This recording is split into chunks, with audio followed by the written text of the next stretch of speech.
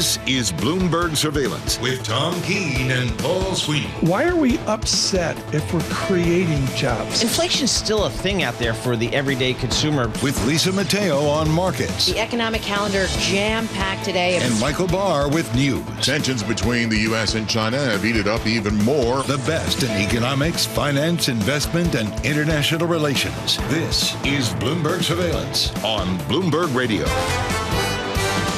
Good morning, everyone. Tom Keene, Paul Sweeney, Michael Barr with extended news this morning, and Lisa Mateo. It is an exceptional Friday, which means you have to have Damian Sassower come in. Damian, two guests in this block. We're going to look at CrowdStrike and this terrible outage first. How was your trip in today? Were you affected? I was not affected. Actually, it was actually beautiful coming in. Nobody was on the roads. I mean, it was wonderful. But I get in pretty early, Tom. You know that. I got to prep for the show. It takes a lot of time at it. You know, it's hard work here. I was affected. Lyft was down. Got right out on the street. Thank you, New York City cabs. I took a cab into work, just like old school. You're telling me you Keene maniacs out there don't have a private driver? You have to take Lyft? Well, the Sikorsky was down, as we'll talk about here in a minute. But the answer is I got a New York cab in. And thank you, New York City, for having reliable transportation. Thank you. Here's where we are, folks. We've got a nationwide challenge for Delta, United, and American Airlines. They're coming off of it right now, but essentially it's inflammatory to say airports are down, but boy, they're pretty close to down. There's a lot of inconvenience. Do you have family traveling today? I didn't, but I knew I had a lot of. I have a lot of my audience, my emerging market audience. They participate in some of these auctions. The Norwegian Central Bank, they had to conduct their auction overnight via email, Tom, due to the CrowdStrike. Isn't that old school? But they were ready. The Norwegians were ready, and so were we here on Bloomberg Surveillance. We're ready. Let's get right to it. We got two key guests here to begin the day with politics and, of course, the markets as well, and what we see in our software worldwide. It is troubled this morning. With our Bloomberg Business Flash from the Interactive Broker Studio, Lisa Mateo.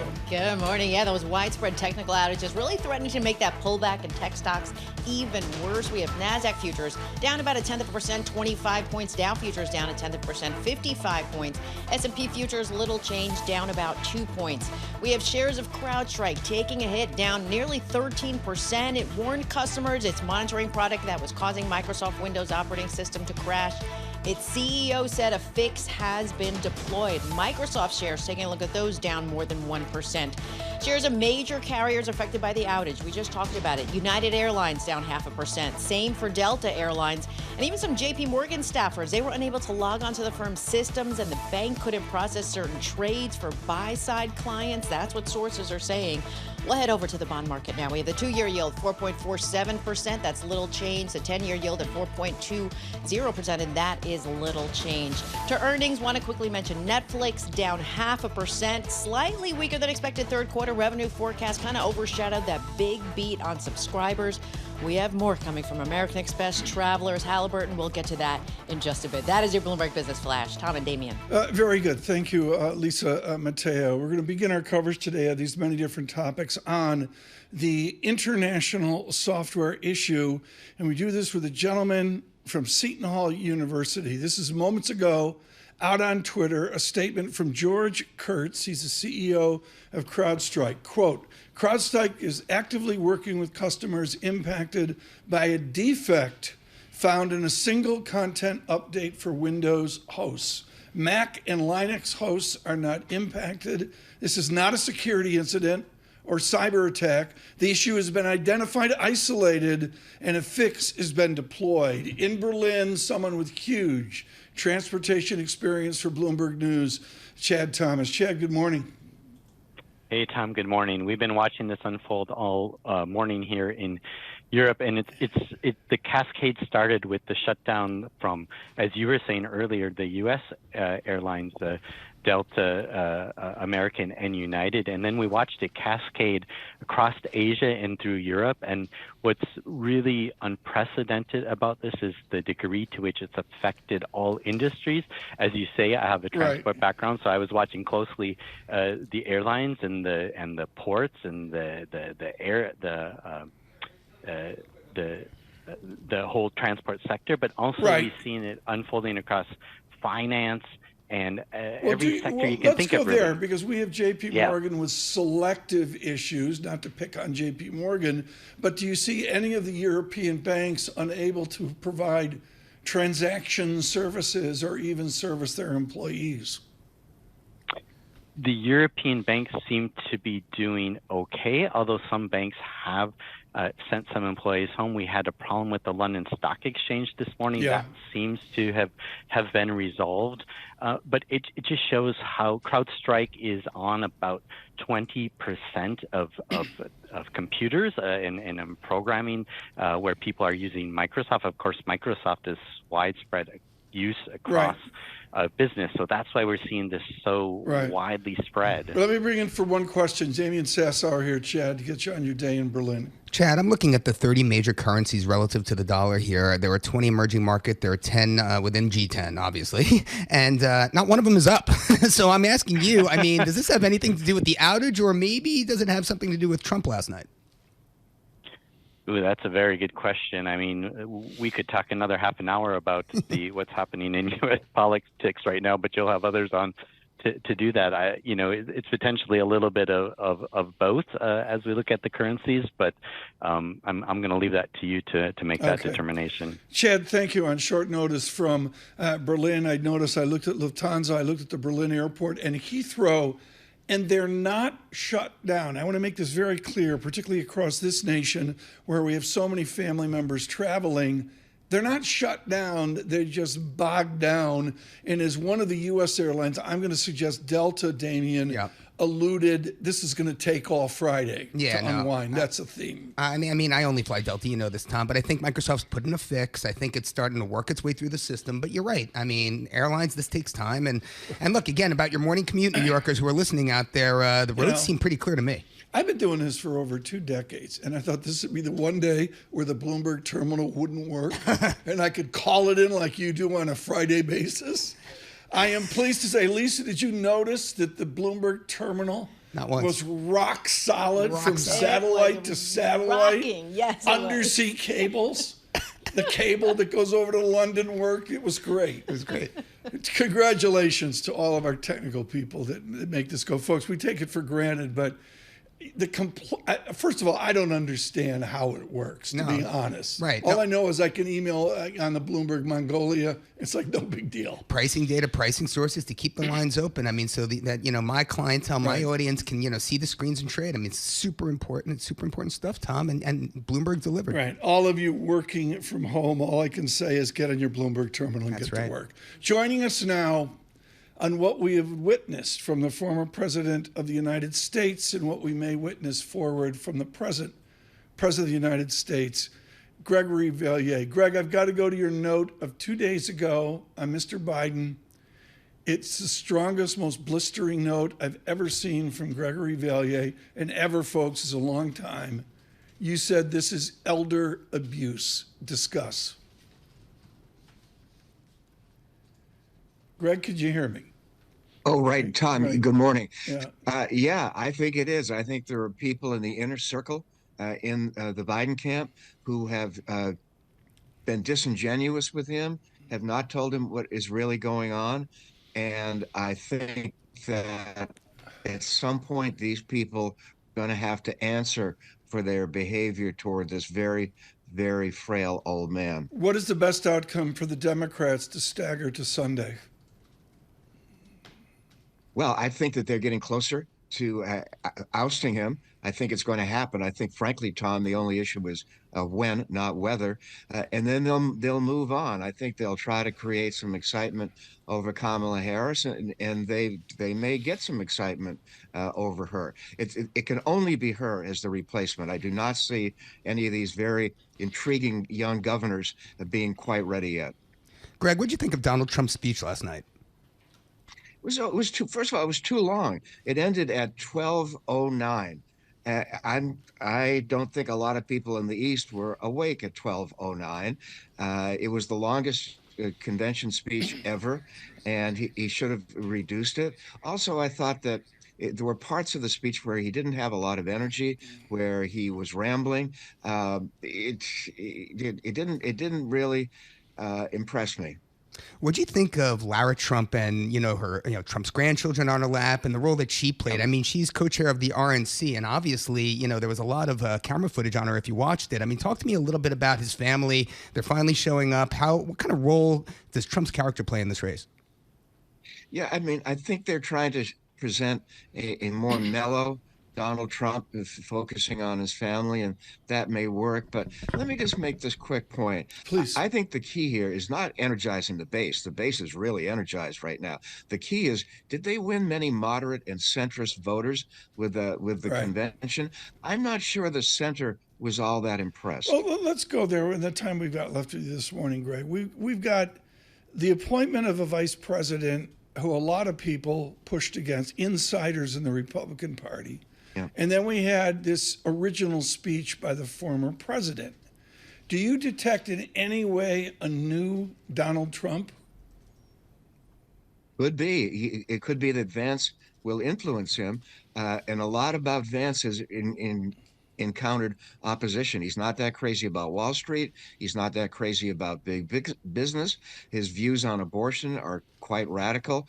So I think Vance may actually drag Trump into a more radical stance. Is there polling now for all of our listeners across the nation, whatever their politics? Is there polling that informs Greg Valliere now about the set of outcomes past Sunday? Well, let's see this weekend. All the big polls will be out on Saturday or Sunday, so the Sunday talk shows will be very interesting. But the only one I've seen that impressed me in the last few days, I think, was CBS. I mean, obviously, Trump is ahead, but I don't think he's ahead by an insurmountable margin. Right. Greg, thank you so much for the time, and apologies for the airline upset in cyber stuff that we see this morning. Gregory Valliere helping us out, and with an important note. See that note, read that note from AGF Investments. Damian, we go into this weekend, and we've already held meetings here at Bloomberg News of contingency plans. I'm not party to those plans other than my phone has a ringer on it.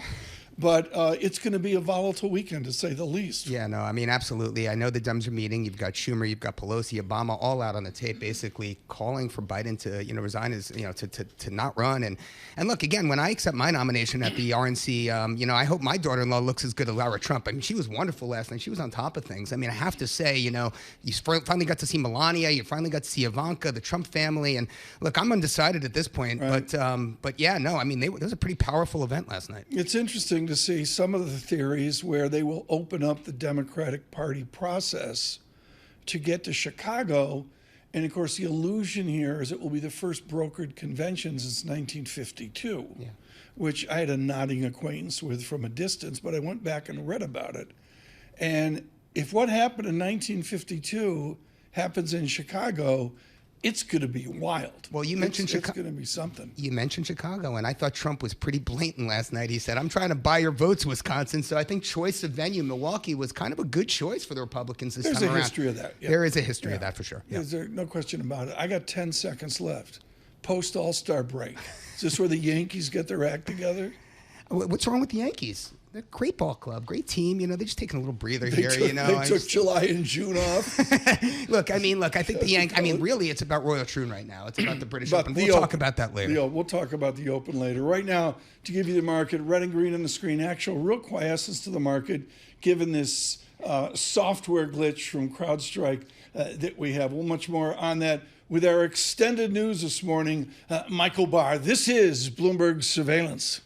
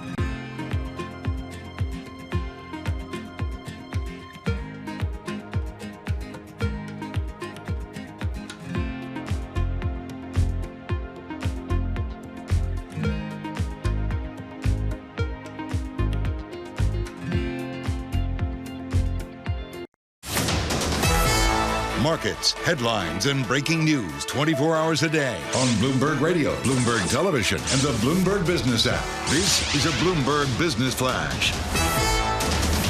From the Bloomberg Interactive Broker Studio, I'm Lisa Mateo. Futures are mixed, and this is after a major software crash at banks, aviation, payment systems worldwide. And this actually all happens toward the end of a week that's seen the tech-heavy NASDAQ shed 3.7%, on track to be its worst since April. Right now, checking in with NASDAQ futures, they're little changed, up about 10 points. We have Dow futures down 0.2%, 80 points. S&P futures little changed, up about 2 points.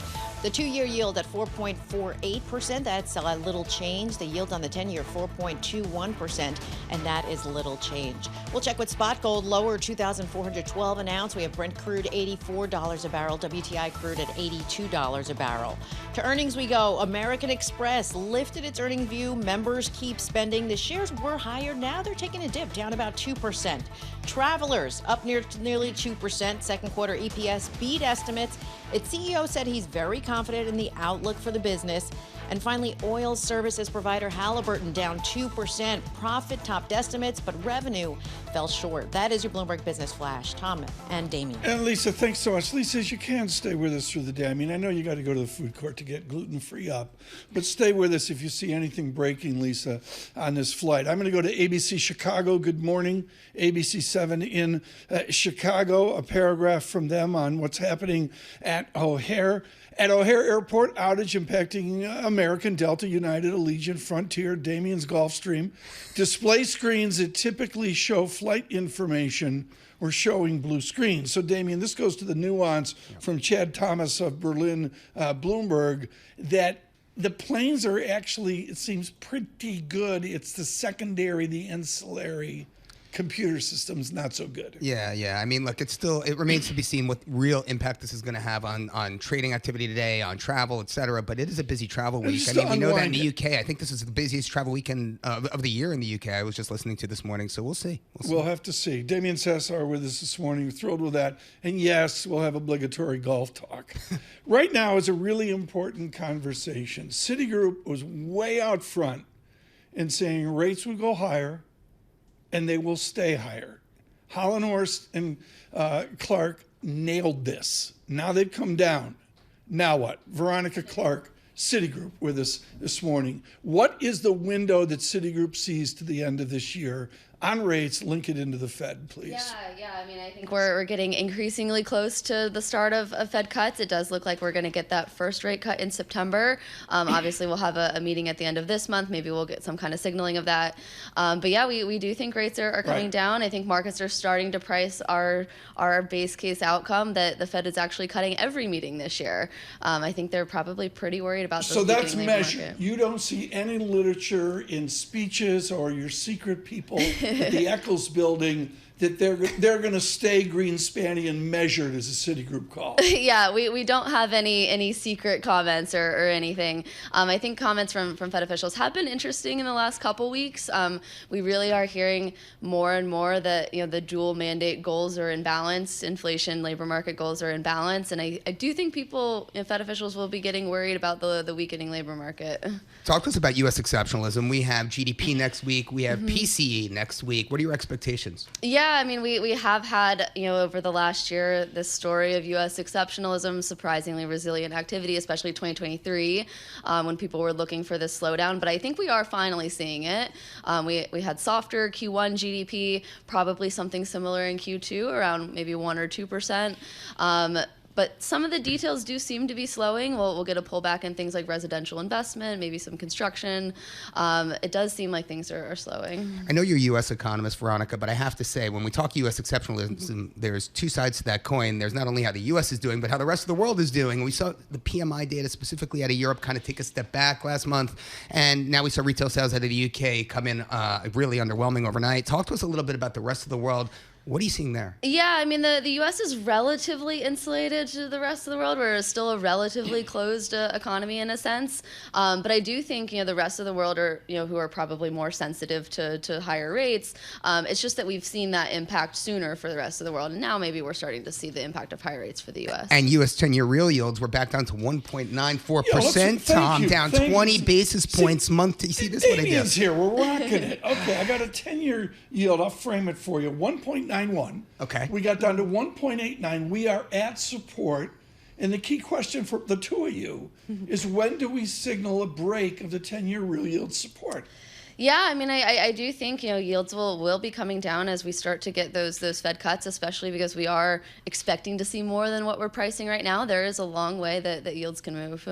And we're looking at break-evens also. You can't look at growth expectations without inflation expectations. Talk to us a little bit about that. What's it going to take? I mean, again, PCE next week. That is the Fed's preferred measure. What are your expectations? What are you looking for? 2.5%, year over year? Is that really about right? Essentially for core PCE. We're really focused on the monthly pace right now. That year-on-year reading will have some pretty unfavorable base effects in the second half of the year. But the monthly pace of inflation has definitely slowed. We saw that with last week's CPI data. We have most of the elements of core PCE once we get CPI and PPI, expecting just 16 basis point increase, which is a pretty normal pre-pandemic kind of increase. That's going to be pretty encouraging for Fed officials. You took a course at Chapel Hill, and it was a spring day, and she wasn't focused because, it was a spring day. It's North Carolina. You have class outside. March Madness class outside.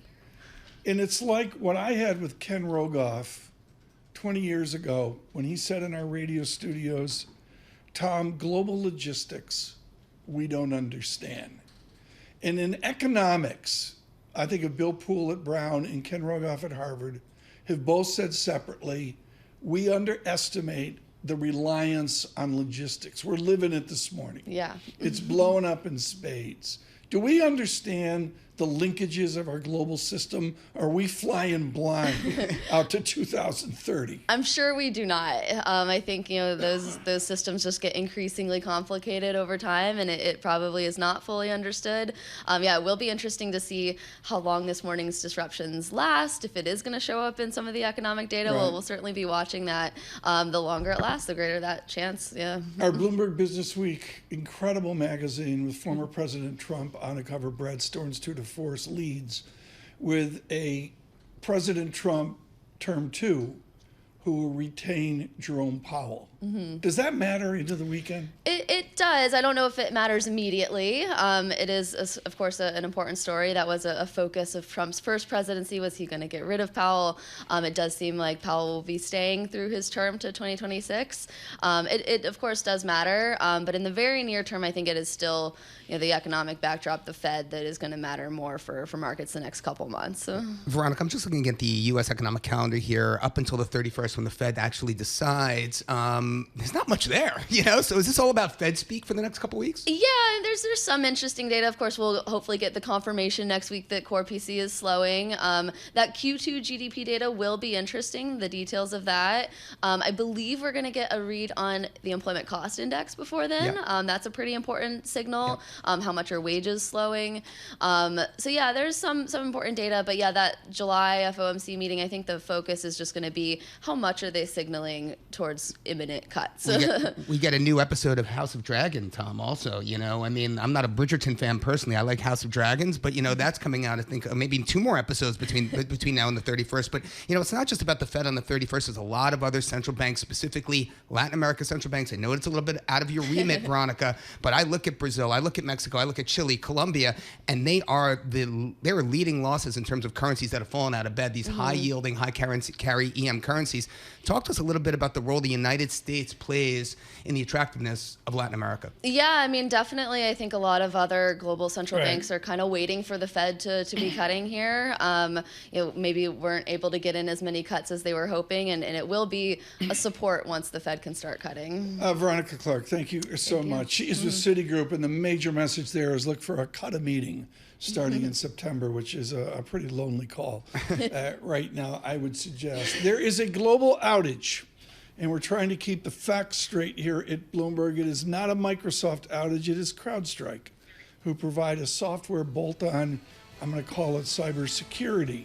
The Philippine Star at Narita, Japan, flights delayed to Manila and to Cebu Pacific. Also, Emirates stopping flights to Bangladesh with ongoing unrest there. That according to the National. Dubai. Stay with us. This is Bloomberg News Worldwide, Bloomberg Surveillance.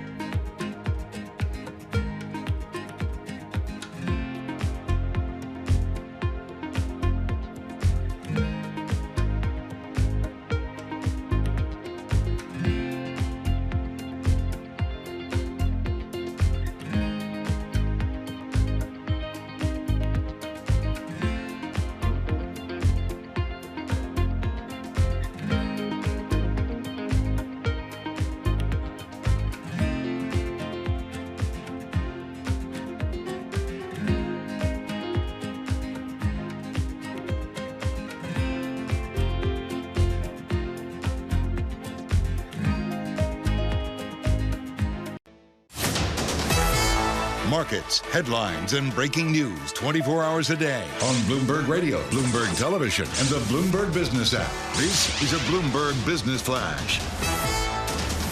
From the Bloomberg Interactive Broker Studio, I'm Lisa Mateo. Futures are mixed after what the Financial Times is calling the largest IT outage in history. Right now, I want to check in with shares of CrowdStrike. That's the company behind the issue causing Microsoft's Windows operating system to crash, really taking a hit. Now it's down about 9%. Microsoft right now down about 1%. We have NASDAQ futures up 0.1%, 30 points. Dow futures down 0.2%, 82 points. S&P futures little changed, up about 5 points. The 2-year yield at 4.49%. That's up 1 basis point. The yield on the 10-year, 4.21%, and that is little changed. We had some more Fed speak. San Francisco Fed Chief Mary Daly said some recent inflation data, it's been good, but, quote, we're not there yet. Speaking today, the Fed's John Williams and Raphael Bostic. Moving the markets, Hawaiian Electric, their shares up 36%. Sources say it's among the companies that have tentatively agreed to pay more than $4 billion to settle hundreds of lawsuits from last year's Maui wildfire. And shares of Broadcom, they're higher, up about 1%. The Information reported the chip designer talked about making an artificial intelligence chip for OpenAI. That is your Bloomberg Business Flash. Tom and Damian. Lisa, thank you so much. And please stay on this story of across this city, across this nation, and worldwide, truly worldwide, there's a huge effect here from this downturn. Yeah, I mentioned with Veronica Clark the logistics nature of this. Yeah. We just take it for granted. Well, it's going to work. We're talking about the impact on the everyday, person here, but let's just talk about, CrowdStrike's enterprise, category leading position in enterprise security, right? I mean, Palo Alto Networks, Wiz, SentinelOne, they've got to be licking their chops here, Tom, after CrowdStrike and all this mishigas. So yeah. We'll see. Mandeep Singh scheduled to be with us here in about 10 minutes. He's definitive on this software that we rely on. Definitive on piecing together the view forward on disinflation. A decline in rates is Freya Beamish, chief economist, T.S. Lombard, head of macro research there as well, with brilliant notes on not so much austerity, but the ebbing that's coming. Freya, Bruce Kasman over at J.P. Morgan led his second half note with the disinflation in place. Do you agree, particularly with your expertise in China, that there is a disinflationary tendency in place? Certainly in China, that's a classic kind of debt deflation situation. They're going to be trying to tackle that for quite some time. Whether that's through you can escape over leverage by devaluation. That would be a risk for the rest of the world in terms of them exporting their deflation, or you can default, which it seems like they're not going to do. Or you can just go for outright demand deflation, which is what they're doing at the moment, and that's going to be very difficult, kind of politically for them. And it also means that those economies that are exposed to China and have been kind of riding on the coattails of China through the 2010s, they have a great deflationary draft coming through. I think the inflationary draft is complex and is sort of somewhat underappreciated with regards to the relationship between China and the rest of the world, in the sense that unit labor costs in China, I think, have already converged. So any further sort of like disinflationary trend through their output prices has to come at the expense of politically difficult constraint on wage growth or on returns. So they're really reaching the end of the line there. Apart from those kind of greening goods where returns are starting from higher levels than those previous sectors that have already been depreciated. Freya, let me inflict upon you this morning my colleague Damian Sassower. Freya, in your note from last week, you talked about shifting dollar dynamics, specifically the dollar smile, and we're seeing a little bit of that today because it's the only currency that's up versus the 30 currencies that I track, G10 and whatnot. So talk to us a little bit about the dollar smile. Talk to us a little bit about Trump. What do you expect for the U.S. dollar as we head into the end of this year? So I think there's a lot that we should be looking out for here, and these could be quite kind of seismic shifts. One doesn't want to speculate too much, but at the same time, there are very big shifts happening in the global economy and in politics at a time when we sort of are reaching the bottom of what we would refer to as the sort of economic super cycle, which the top of would have been in the 70s, and that's the super cycle in the sort of the balance of power between labor and capital. And when you have people like J.D. Vance coming in who sort of really understand those dynamics of how the dollar relates to the hollowing out of middle income in the areas of the U.S. which he represents, then you start to think if something more seismic could actually start to come through here. I think if I look at natural developments in lower demand for the dollar as a result of essentially kind of geopolitical shifts and various different emerging markets trying to avoid using the dollar more due to the threat of sanctions.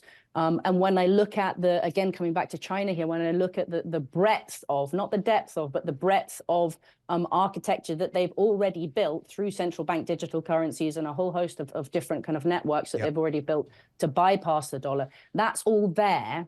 And so if there was a shock, then perhaps that would start to deepen a bit. In terms of the natural economic drift towards China as a reserve currency, I don't think that's there at all. They don't have any of the sort of the natural, they don't have private consumption-led growth. They don't have deep and kind of liquid financial markets that people aren't afraid that the Chinese Communist Party is just going to come in and kind of take their assets. But in terms of that geopolitical demand, I think that's there. And if we look at sort of the financial architecture that has been built up over the past kind of decade or so, they've certainly sort of prepared for that. Freya, so if you were to see more of a shift from the US side, then that could be something that would shift the dynamics in the international monetary system. Freya, I love what you're saying about central banks really being the gatekeepers of this strong dollar narrative.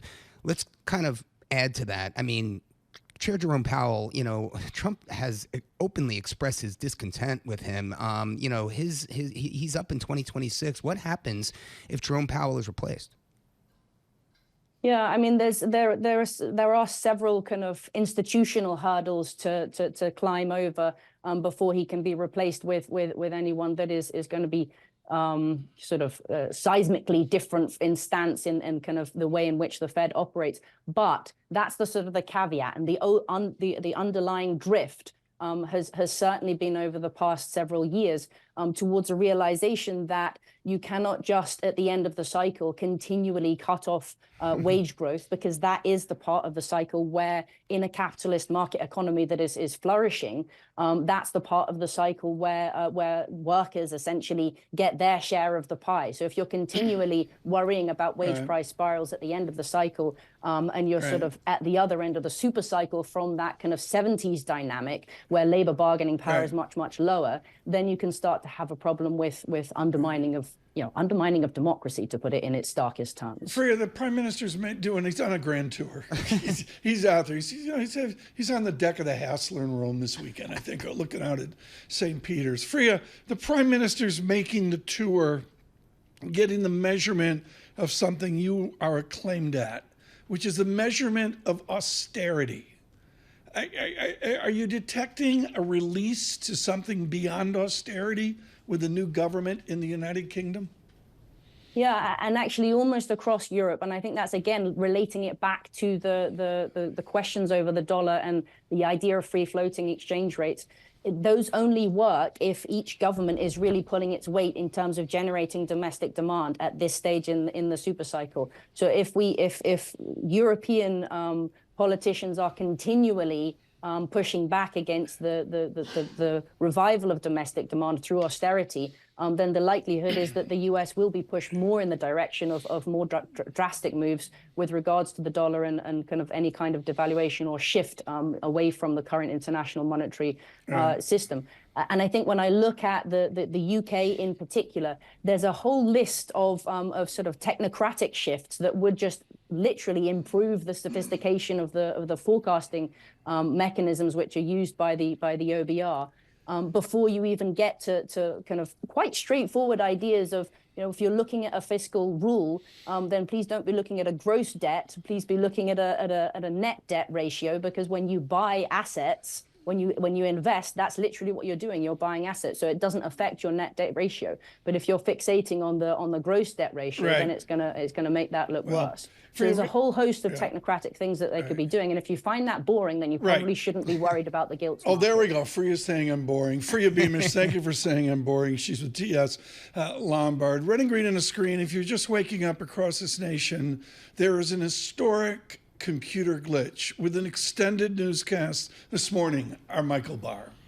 Thank you very much, Tom, Damian, and Lisa. A computer system failed across the globe today. All the systems taking down services at airlines, banks, and the London Stock Exchange. A widely used cybersecurity program crashed, and Microsoft separately reported problems with its cloud services. This man was headed to Nashville from New York's LaGuardia Airport and was hoping to get on his flight. We did hear them say they were going to do some manual boarding and try to do it manually to get everybody checked in. The airlines are now working as quickly as they can so they can begin their mornings as smoothly as possible. Meanwhile, for the Bloomberg terminal, you can access that. That has not been affected. With a bandage on his right ear, Donald Trump accepted his party's presidential nomination at the Republican National Convention. His speech described in detail the assassination attempt that could have ended his life just days earlier. I said to myself, wow, what was that? It can only be a bullet. And moved my right hand to my ear, brought it down. My hand was covered with blood. Former President Trump's acceptance speech was the longest in modern history, more than 90 minutes.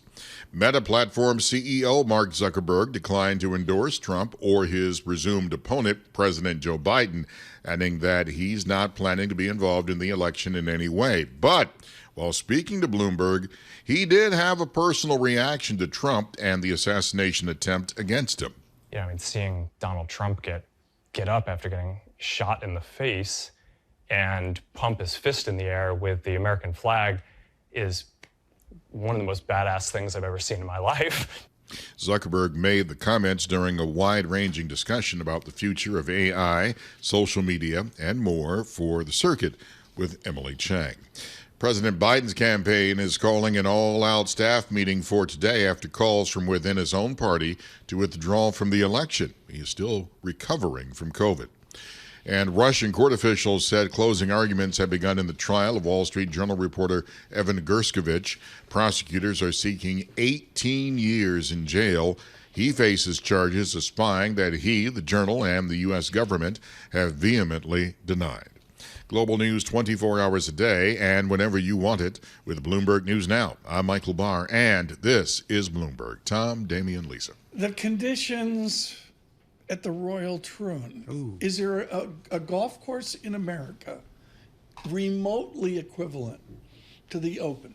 I have never played Royal Troon, so I can't say that, but you are right. It is firm, and the wind is completely unpredictable. I mean, all of the players yesterday were expecting, wind at your back on the front, wind in your face on the back, and exactly the opposite. So, I mean, when you have a game plan going into, a major like this, and it's just turned on its head, you get scores like you saw yesterday. Do they use different clubs? Do they carry different things in their bag? You mean like a stinger, like a 1-iron? No, I don't. I honestly can't tell you. Every golfer's different, right? But I mean, I think truthfully, this is one of those really unbelievable tournaments where you really can't play. It's links golf at its finest, Tom. I don't understand how Shane Lowry is leading at 7 under right now. 7 under. Right, considering, look, 7 under, he's 2 under right now. I mean, on the day. And the conditions have not gotten much better. I mean, Daniel Brown, who was one of the leaders yesterday, has already won over par. Okay. I think we have Justin Thomas in 10 minutes. We're going to see what he does. Brian Harmon, a 73, yes. Quote, "It's a brutal, hard golf course."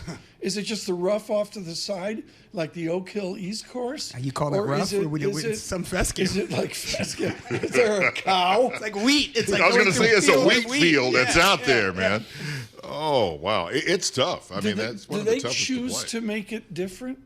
They or is it just because it's Scotland? I think, truthfully, what I've heard about a lot of these courses in Scotland is they're I don't want to say they're low on funding, but they don't have the funding that you have here in the U.S. So it's very difficult to turn over these courses, to change them materially like we see, with some of the major courses here in the U.S. So I really can't say.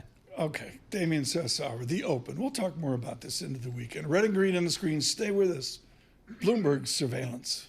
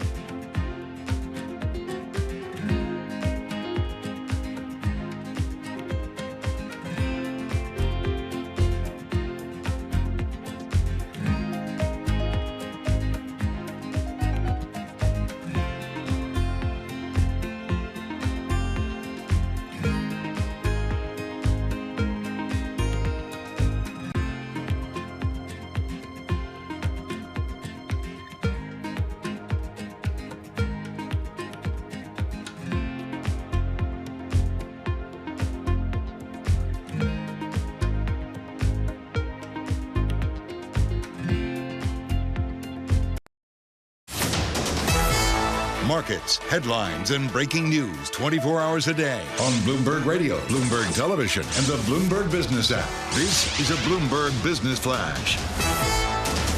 From the Bloomberg Interactive Broker Studio, I'm Lisa Mateo. Stocks struggling as tech outages really take a toll on businesses worldwide, from travel and trading to banking. The CEO of CrowdStrike said it's not a cyber attack and that a fix to the issue, that crashed Windows system worldwide, has been issued. Shares, though, still down about 10%. Checking with the tech-heavy NASDAQ, up about 0.1%, 33 points. We have S&P futures, little change, up about 5 points. Dow futures down 0.1%, or 67 points. The two-year yield at 4.48%, that's little change. The yield on the 10-year, 4.21%, and that is little changed. We have spot gold lower, 2,411 an ounce. Brent crude, $84 a barrel. WTI crude, $82 a barrel. Companies making news. Eli Lilly up 2%. Its Mounjaro actually gained Chinese regulatory approval for long-term weight loss management. And then you have Boeing up about 0.5%. Its guilty plea in that crash case, well, it was delayed. The DOJ is finalizing some details on that deal. And Samsung, it's agreed to resume negotiations with the union organizing strikes across its chip-making plants. That is your Bloomberg Business Flash. Tom and Damian. Okay, Lisa, thank you so much. Our conversation of the day on what has affected us worldwide. So there's a snippet of C code, which is part of an SLOC, FOR space parentheses, I space equals space 0, semicolon, space I space is less than 100, semicolon, and on. Good morning, Mandeep Singh. Good morning, Tom. Is it one line of SLOC that is causing this agony worldwide this morning? I mean, clearly they shipped something last night, CrowdStrike did, and it was meant for a Windows update, and that is what caused this, and now they have rolled it back. But what is what that caused it? A bungled project? Could it be one little typo in PRINTF parentheses, quote, hello, quote?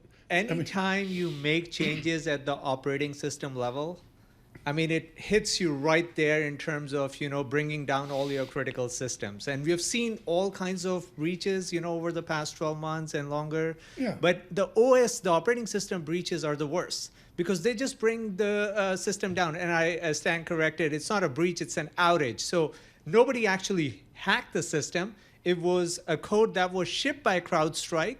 And that is what caused a kernel to malfunction and the operating system couldn't start. The kernel malfunctioned, but the major came to the rescue. Mandeep, I'm not Tom Keene. I'm not going to ask you to answer a question with a 0 or a 1, but I do need to know this. Who benefits here? I mean, CrowdStrike, this outage is pretty significant, right? Who are the companies that are best positioned to advance their own agenda at the expense of CrowdStrike here? I mean, one of the issues that the industry was dealing with is, do we need agent-based solutions when it comes to cybersecurity?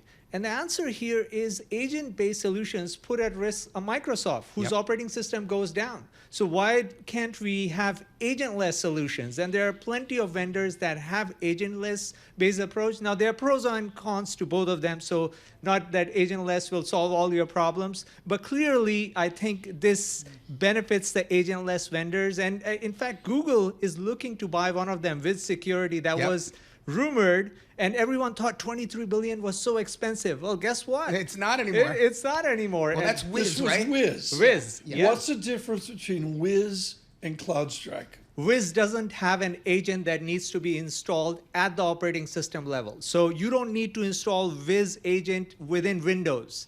It will still work because it's monitoring your workloads outside of the operating system. Nothing needs to be installed. It's a solution that is agentless. And that's why, if it can be same in terms of, the efficacy, then companies would rather prefer that as opposed to changing the, the structure of Windows. Mandeep, how is AI affecting the enterprise security sector?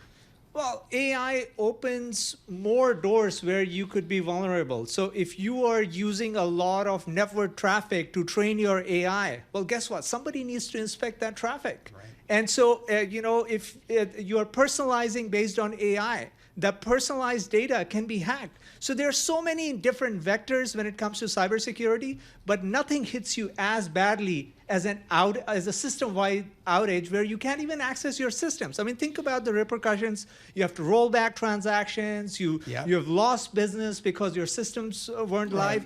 It's huge. What's the impact on Microsoft? Exactly. What's Microsoft doing I right mean, now? the fact that it was Microsoft and not other operating system companies like Apple, or, we didn't hear anything about Google Cloud being down. Right. So clearly that puts into focus why Microsoft couldn't pick, a malicious update like this, where I shouldn't call it malicious. It could be an error. Lisa's taking notes. Lisa's daughter is like #1 in the world in softball, and they're working off a Mac platform. What's the Mac Microsoft distinction here in this outage of Microsoft? Well, so Mac has traditionally been more secure. Like, you don't hear about as many hacks or vulnerabilities for Mac OS compared to a Windows operating system, and that has been the case throughout. It's just when you do things at the server level, it brings down an entire system, as opposed to somebody having to pay ransomware because they can't access their laptop. This is huge. This is system-wide. Your whole system is down. It's not about paying ransomware and bringing it live up. Tom, look at Mandeep over here. I mean, I thought we weren't going to hear or see Mandeep until the 30th of this month, when Amazon and Apple and everybody report. Microsoft is on the 30th. I mean, look at you. Did you have to come in special today just because of this outage? I mean, what are your plans this summer? I come to work every day, Damian. I love my work. What are they doing at Microsoft now? I think people may own CrowdStrike, or they want to buy it down 16% or whatever. Give me that, Bob, as you can, where CrowdStrike is. But a lot of people own Microsoft, even within their pension plans as well. Like Satya Nadella gets a phone call, 3 a.m. We got a problem. Then what happens among people like you at Microsoft? I think Microsoft, being a big security player themselves, this puts into question why can't they protect their cloud for any sorts of things that could impact the runtime of the cloud. I mean, this is a 24/7 business, and because all the systems are concentrated with the cloud hyperscalers, like Amazon, Microsoft, Google systems being down brings the whole internet down. Do we have reporting that the cloud is down? No, we don't. Cloud never dies. Mandeep, I have one last question for you, really. I mean, last night we had the Trump, the RNC. I just got to ask you, off the top of your head here, what does your gut tell you? Regulation for big tech, do you expect that to increase under a Trump administration? Well, so, I mean, it's so uncertain when it comes to the views coming from former President Trump that you can't really make a lot out of what he's going to do actually versus what the election rhetoric is. And at this point of time, one thing is sure, they're going to look to break up Meta. They're not looking to ban TikTok. And, those are the things that are becoming obvious with the election rhetoric. And Zuckerberg was on the tape. Did you hear what he said about Trump? Yes. I mean, he was impressed by the reaction after the assassination attempt. So, So, Mandeep, what will you study in the next 6 hours? You're here at Bloomberg. We're humbled that people like you have made the Bloomberg system work. Good morning to the 4,000 people that do this worldwide every day. So then you're going to sit at your desk. Study the weather forecast. What will you attempt to observe out in the zeitgeist to assist our listeners? Like, this is not the first time CrowdStrike has shipped an update to their software. So why did it happen? Because remember, all these companies have made a lot of tuck-in acquisitions. Now, if this vulnerability arose because they made an acquisition and embedded it in their product, that would be interesting to look at as well. Because as we know, all these things need to be tested properly. And in this case, obviously it wasn't. Mandeep Singh, thank you so much. Unbelievable. Came in today. He came in the today. two of you I thought he'd be today. studying the weather forecast out on the island to see, Lisa, what's beach. This is a trifecta of work from office. Mandeep Singh and Damian Sassower on a Friday. I detect a tone here. The first leaves will change. BI never sleeps. And Paul Sweeney not here. Well, that's, we can On the understand. beach. I'm not sure Paul Sweeney seriously could have got to work today. No, you're right. You're It's unproven, but I think it could have been a challenge. Michael Barr will keep you up to date on the news in the tri-state area. We'll continue to drop in around the country on a logistics mess. There's no question it is sporting. Stay with us here on the politics of the moment and on the markets. It's Friday on my mind.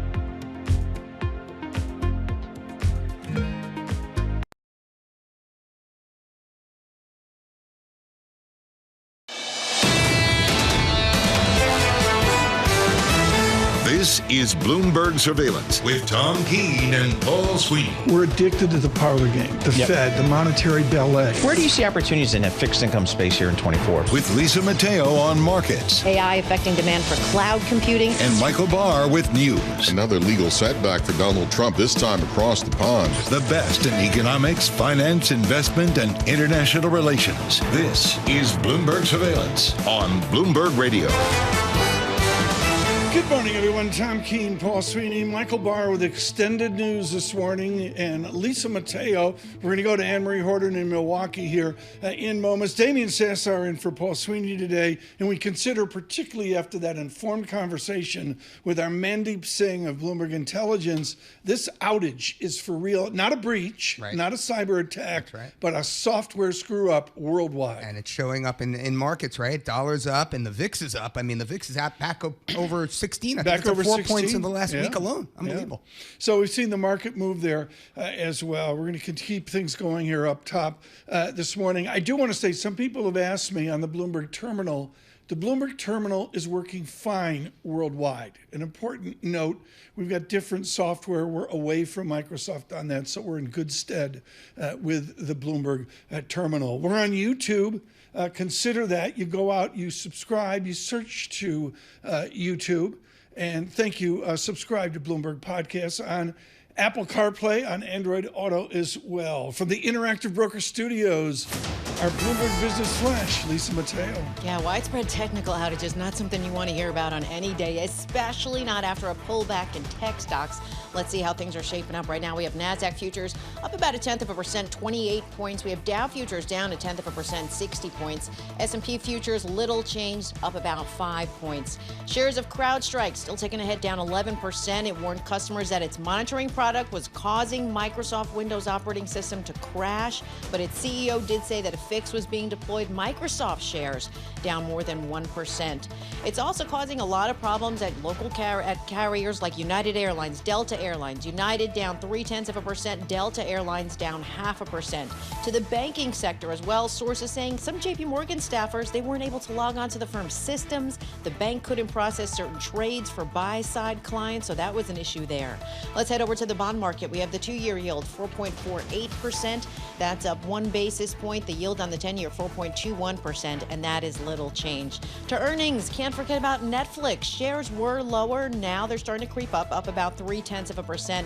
Slightly weaker than expected third quarter revenue. That kind of has been overshadowing that big beat on subscribers. And also a side note for those of you on the Netflix cheapest ad-free plan, well, Netflix says it's going to start phasing that out, so you're going to have to pay more. That is your Bloomberg Business Flash. Tom and Damian. Lisa Mateo, thank you so much. Joining us now, last person out of Milwaukee. She'll be having brunch today at Mimosa, where they have the Mimosa Potage in Milwaukee, is Anne-Marie Horton. She was there at, as we heard from one person after midnight, the president was speaking last night, the former president. Anne-Marie Horton, in your reporting from Milwaukee, did you hear an old Trump or a new Trump? That's a great question. I think when he came out, he was trying to project this new Trump, this one of unity, but quickly after, he went into some of his old tropes, what he likes to talk about on the campaign trail. He veered off script a number of times. But in the beginning, he was very emotional. And of course, this speech was more than 90 minutes long. He beating his own record from 2016 in terms of our acceptance speeches at conventions. But if this gets sliced and diced for morning news programs, for the rest of the weekend, for Instagram, for TikTok, for Twitter, where individuals want to understand what he said last night, a lot of that is going to be focused on the assassination attempt. And he said it, talked about it in detail, what happened. He said it was too painful. He'll never want to speak about it again. But it was this emotional appeal, and then he called for unity. And in the remainder of the speech was a lot of similar rhetoric we've heard from the old Trump. Right. Anne-Marie, Damian Sassower wants to get to what's going on at the White House and all the drama of Washington, but I've got one more Trump question as well. Did he give a speech going against Joe Biden, or did he give a speech going against someone else? Well, he only mentioned Biden's name once, well, twice, then, 'cause he said he's not going to mention his name again. He wasn't supposed to mention his name. That's what a lot of the reporting was ahead of this speech. And looking at the excerpts, I didn't see his name, so this is when he was riffing.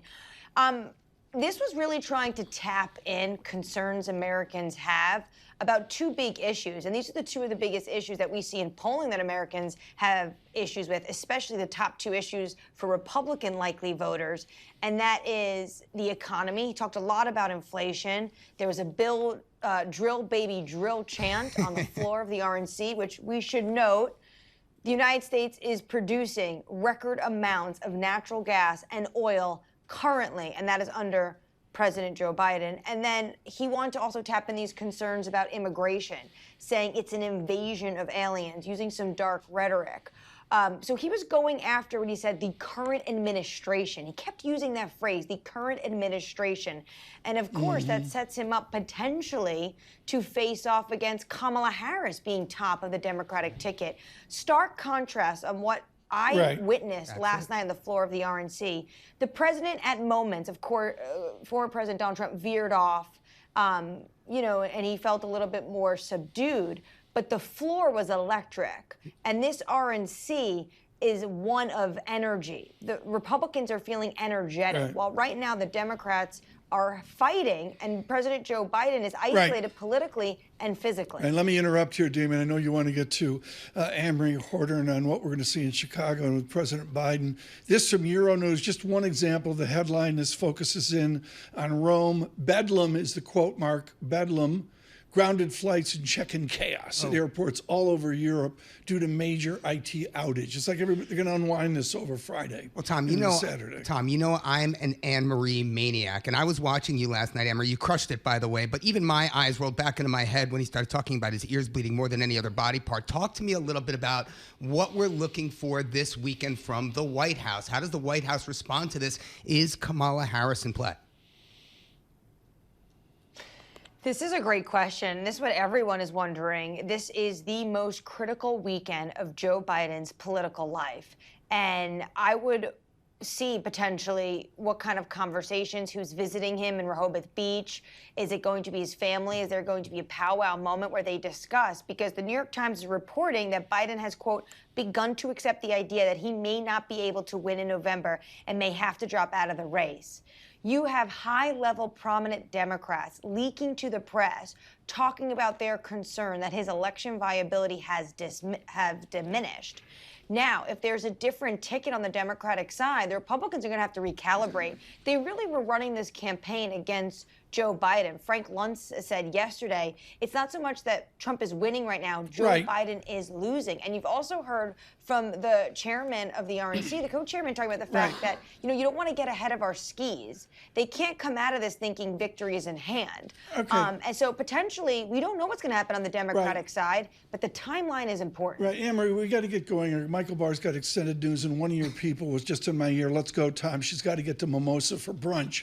Anne-Marie Horton, is the family around the president? I remember in Watergate how lonely and removed Richard Nixon was. Is your reporting and your experience that the Biden family is around the president on this Friday morning? Oh, absolutely. He's very close to his family. We know that Hunter Biden has been involved in a lot of meetings, a lot of reporting about that, sitting in on Oval Office meetings as well, talking about his future, Joe Biden's future, and of course his wife, Jill Biden. If anyone is going to help him make this decision, or if he's on the cusp of potentially stepping aside, if there's anyone that can help him get there, if that's his decision, it's going to be his wife, Dr. Jill Biden. Anne-Marie Horton, safe travels. Thank you so much for joining us this morning. This is a paragraph from Euronews. There's just a cacophony of news. Zurich Airport, which is the best-run Swiss watch in the world, says it.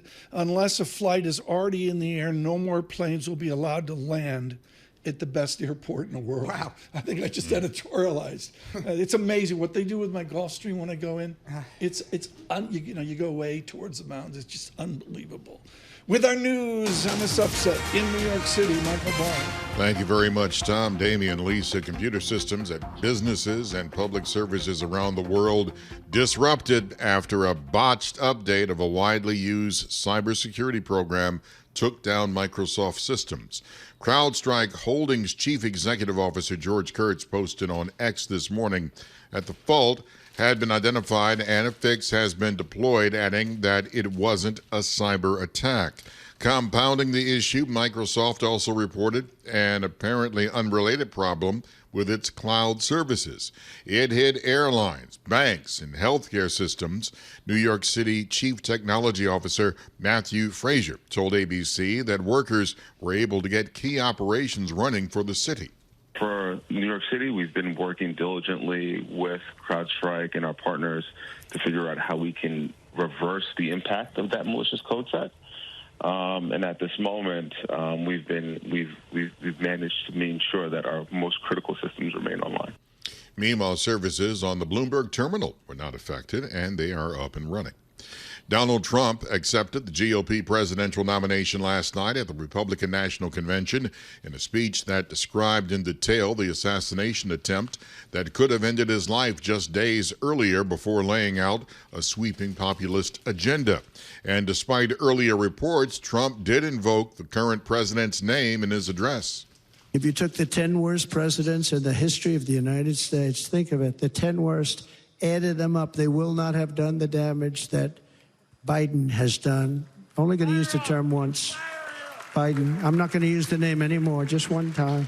We get more with Bloomberg News senior editor Bill Ferries. There were moments where the president, former president, talked about unity and he said, at one point, the discord and division in our society must be healed. And he started off his speech giving a very kind of detailed moment-by-moment description of the shooting over the weekend and what he was thinking, what he went through. But it definitely veered off script at many moments, and there were a lot of harsh attacks on Democrats, the media, migrants to the U.S. Bloomberg News senior editor Bill Ferries. Former President Trump's acceptance speech was the longest in modern history, more than 90 minutes. It's a critical weekend ahead for President Joe Biden, isolated as he battles a COVID infection at his beach house in Delaware. He is confronting the stark reality that many Democrats at the highest levels want him to consider how stepping aside from the 2024 election could be the party's best chance of preventing widespread losses in November. And finally, at the Open in Scotland during round 2, before I walked in the studio, Shane Lowry was up 7 under. As I check the scoreboard now, he is tied for the lead, 5 under, with Daniel Brown. Global news 24 hours a day, whenever you want it, with Bloomberg News Now. I'm Michael Barr. This is Bloomberg. Tom, Damian, Lisa. Michael Barr, thank you so much. I need to be very careful with the language here. Our Greg Sullivan reporting off of IFX and also headlines from RIA. Damian, I want to read this carefully. Mm-hmm. Russian prosecutors have asked a court to hand down an 18-year sentence in a penal colony on espionage charges for Wall Street Journal reporter Evan Gershkovich, the Interfax News Service reported. That's the lead of the Bloomberg story, is there's different headlines out right now. Yeah, different headlines. I see 16 years. I know 32 years was what he was potentially up for, but I mean, it's, we're the news is still coming out. Yeah, now we've got another, this came out just 2 seconds ago, confirming the 16 years, quote, in a penal colony. We'll have more. Bloomberg Surveillance.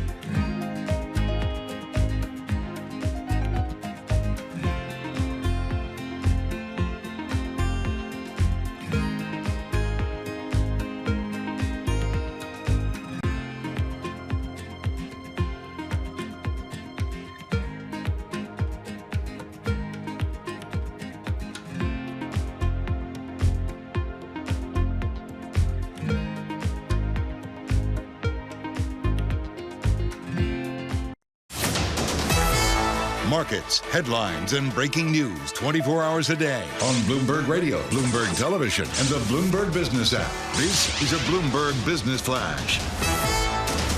From the Bloomberg Interactive Broker Studio, I'm Lisa Mateo. We've got red and green on the screen, and this is after a major software crash at banks, airlines, payment systems worldwide.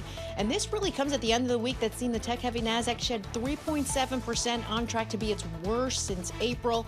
Let's check in with the Nasdaq futures up about a 0.1%, 24 points. We have Dow futures down 0.2%, 95 points, and we have S&P futures little changed, up about 2 points.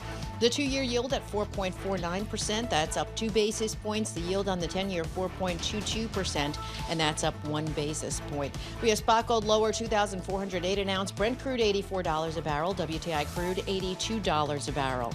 To earnings we go. American Express lifted its earnings view. Members keep spending. Shares were higher, now taking a dip, down more than 1%. Then you have Travelers up nearly 2%. Second quarter core EPS beat estimates. Its CEO also said he's very confident in the outlook for the business.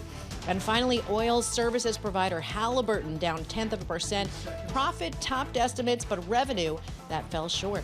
That is your Bloomberg Business Flash. Tom and Damian. Lisa Mateo, thank you so much. We have an extraordinary 8 o'clock hour here across this nation. Abby Joseph Cohen will be with us for an extended conversation. And Jerome Schneider has joined us from PIMCO. We're thrilled he's in our studios. Right now, we're trying to link up with Greg Sullivan on the news of Russia. He is our lead reporter on the Gershkovich News. Greg, I want to get to the process here, which is Mr. Gershkovich is 16 years in a penal colony, but lower in your story, this is a pro forma conviction to set up for a prisoner swap. Is that a guarantee? So you're correct that this has been a rather rushed process. He was handed down the 16-year sentence today.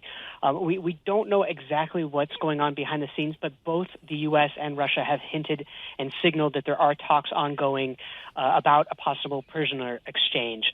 We do know that a lot of times that they do try to get the conviction and move the trial through so that they can pave the way for such swaps. Officials in Russia have said that they needed a conviction in the trial before any such swap was possible. Damian? Yeah, no, I mean, look, it took Victor Bout to get Brittany Griner out of Russia. I mean, do we have any chips of that magnitude? So there are some people that we've been looking at who could possibly be part of an exchange. There are some complicating factors here.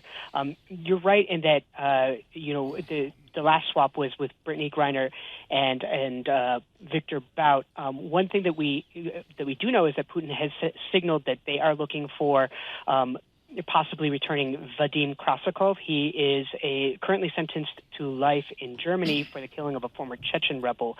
However, we're not sure what could possibly facilitate that, given that the Germans would probably need to have someone released or who that could possibly be. But there are definitely a list of people who could possibly be involved in a swap. Greg Sullivan, thank you so much from Dubai this morning off of this news of Russia. We'll keep you abreast of that. Henry Winter and our Moscow team in retreat. Abby Joseph Cohen will be with us on the equity markets. And right now, a precious time with Jerome Schneider on the short market. What is cash doing right now? Well, cash is mounting, I guess one word, and it's continuing to mount. I saw that. Yeah, it's a little bit old news at this point in time. But I think what is important and noteworthy right now is as we begin the process of the Fed easing cycle, which likely comes into focus in September, is that cash has a reason to move off the sideline at this point in time. From that perspective, with the Fed cutting rates, the potential for price appreciation in bonds moving higher is something that will drive total returns. And frankly, as the current income of being in money market funds moves from 5% to something in the 4s, investors are quite frankly incentivized to begin to rationalize moving into more type of active approaches for investment management. So as we think about it, there's 4 impulses right now that investors need to rationalize. Number 1, focusing on where short-term rates are going with the Federal Reserve. Number 2, focusing on long-term interest rates and impulses for that, specifically fiscal policy. Where is that going to be headed? Number 3, focus on where risk premiums are going to ultimately settle down, and we're seeing that in real time over the course of the past few days, and ultimately what that means for volatility in the markets to do that. And then fourthly, liquidity, and not just simply where excess liquidity is, excess reserves, but the transmission mechanism for liquidity is something that people have overlooked and should come back into focus. And you put all those things together, it basically says let's begin to have better risk-adjusted returns or identify situations where volatility is immunized to some extent and can still produce returns. Jerome, I write a little bit of fixed income research in my spare time when I'm not here with Tom, but I wrote this morning about major central bank balance sheets, and I wrote about Fed assets at $7.2 trillion. I wrote about the total assets across the big four central banks, that being the Fed, the ECB, the BOJ, and the PBOC, $25.1 trillion in total assets, down significantly from $32 trillion just a few years ago. Talk to us about runoff. Talk to us about what we should be looking at, in terms of central banks, in terms of liquidity signals. It's a great point, and the numbers are staggering, so we shouldn't be callous to those numbers. Yep. But ultimately, when we think about it, that is simply showing the redaction, if you will, to those lower thresholds, is simply a factor which says Federal Reserve, the monetary policy stimulus that we've seen around the world is moving from subduing volatility in the marketplace to not necessarily creating volatility, but not being that shock absorber it once was. I just want you to know, in 400 years of knowing Jerome Schneider, he's never told me I asked a great question. Let's listen to two bond pros talk.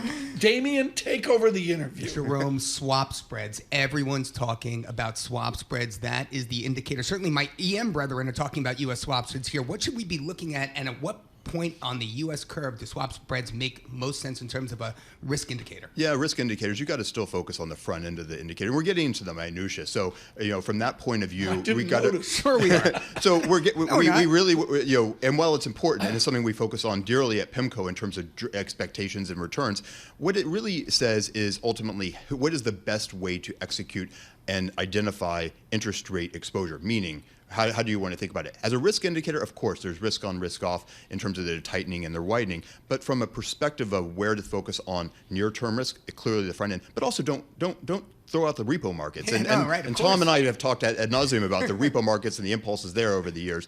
But that's still going to be a factor. But the bank balance sheets, the transmission mechanisms, where capital is being deployed, those are ultimately situations where we continue, at least in the periphery of our eyes, we are continuing to focus on where that evolves. And it's not probably until 2025 does it become a consequential conversation, more poignantly today for investors to move out of that money market, to begin to identify taking a little bit of interest rate risk in a diversified way, simply moves you from that 4% handle in the destination for money market funds to something that earns 6 to 7% without taking a lot of risk, and gets rid of the noise of some of the equity risk premiums that are still being recalibrated at this point in time. Jerome, I haven't caught up with your colleague Yakov Arnoplin in a while, so forgive me here, but emerging markets, the impact of what's going on here in the U.S. on emerging markets, the Trump trade, it hasn't yet revealed itself. Is it really a steeper curve and a stronger dollar? What are your thoughts? It is a steeper curve from the perspective of both parties are going to produce fiscal policy, which ultimately has a secular conversation which has to be reconciled. We know that. But from a trading perspective, the negative carry, if we're going to be technical, about having the steepener on doesn't necessarily bode well for portfolios in the near term. So the question is, when will that repricing happen? It will happen over the next few years, and it might happen in a gradual circumspect. For most investors, that is not necessarily meaningful. But instead, let's rationalize it in simple terms. What is the proper term premium? What is the additional compensation you should earn by moving out the curve? And it's negative right now, and it probably doesn't make logical sense. Frank Fabosi emails in and says, Tom, make it like this every day.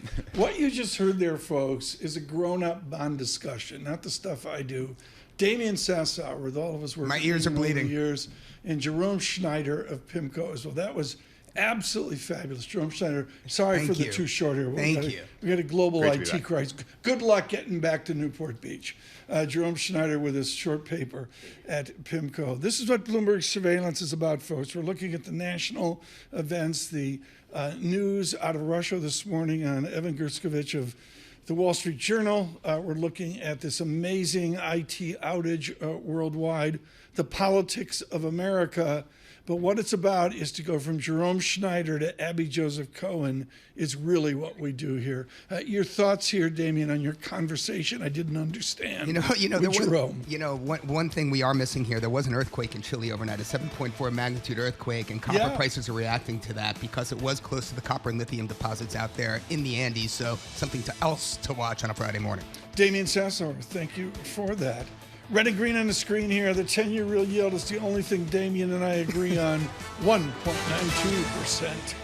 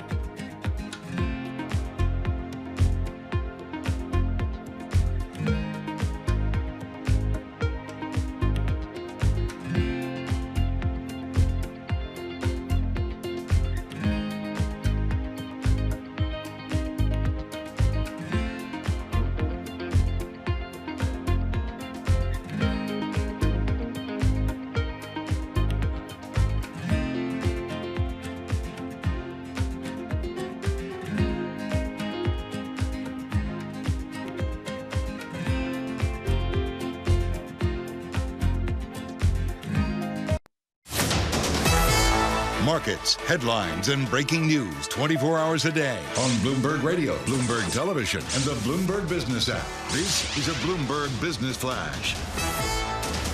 From the Bloomberg Interactive Broker Studio, I'm Lisa Mateo. Futures, we've got red and green on the screen, and this is after what the Financial Times is calling the largest IT outage in history. Want to check in with shares of CrowdStrike. That's the company behind the issue causing Microsoft's Windows operating system to crash, taking a hit down about 12%. We have Microsoft down 1%. NASDAQ futures, little changed, up 1 point. Right now, Dow futures down 0.2% to 120 points. S&P futures, little change, down about 1 point. We have the 2-year yield at 4.49%. That's up 2 basis points. The yield on the 10-year, 4.23%, and that's up 2 basis points. We had some more Fed speak. San Francisco Fed Chief Mary Daly said some recent inflation data, well, it's been good, but we're not there yet. Speaking today, we have the Fed's John Williams and Raphael Bostic. Moving the markets, Hawaiian Electric up 37%. Sources say it's among the companies that have tentatively agreed to pay more than $4 billion to settle those hundreds of lawsuits from last year's Maui wildfire. And shares of Broadcom higher, up about 1%. The information reported the companies talked about making an artificial intelligence chip for OpenAI. That is your Bloomberg Business Flash. Tom and Damian. Thank you so much, Lisa. Greatly appreciate it. What a news flow. It is a perfect day to enjoy a short 30 minutes, 2 short 30 minutes with Abby Joseph Cohen. The office at Columbia Business School is 574 Kravis. When the students walk through the door, do they shake? They bow down, Tom. They bow down and kneel? You know, I have so much enjoyed working with the students, but also the faculty members. It's a pleasure to be working with a number of people whose names you would recognize, but also a lot of the up-and-comers. 2 years into the game, do the underlying theories that you owned and I was weaned on, do they still work? Does Sharp, does Fama of Chicago, the other giants, do those theories still work in this market? This is a market clearly that is breaking a lot of rules. The question is, do we get back to those rules? And as you know, my own personal rule of thumb, Tom, has always been that one must pay attention to things like valuation models based on fundamentals. But that doesn't mean that the market is always at equilibrium. Damian's dying to get in here. But let me make one other comment, if I may. And keep Damian out of it. Good. And that is we swing from one level of disequilibrium to another. So market cycles are typically going from undervaluation through fair value to overvaluation. And the question, I think, for today is, as we swing back down, where do we stop? Okay, I'm going to rip up the script here right now. And we've got Abby for the entire half hour. Meghan Desai of LSE wrote a book in fury out of the financial crisis. Goldman Sachs caused the financial crisis, right, of course. in case you didn't know, on Volrasian general equilibrium theory. And he said, it's flawed, but it's the best tool we have. Is our global Volrasian equilibrium in finance and in investment, is it still in place?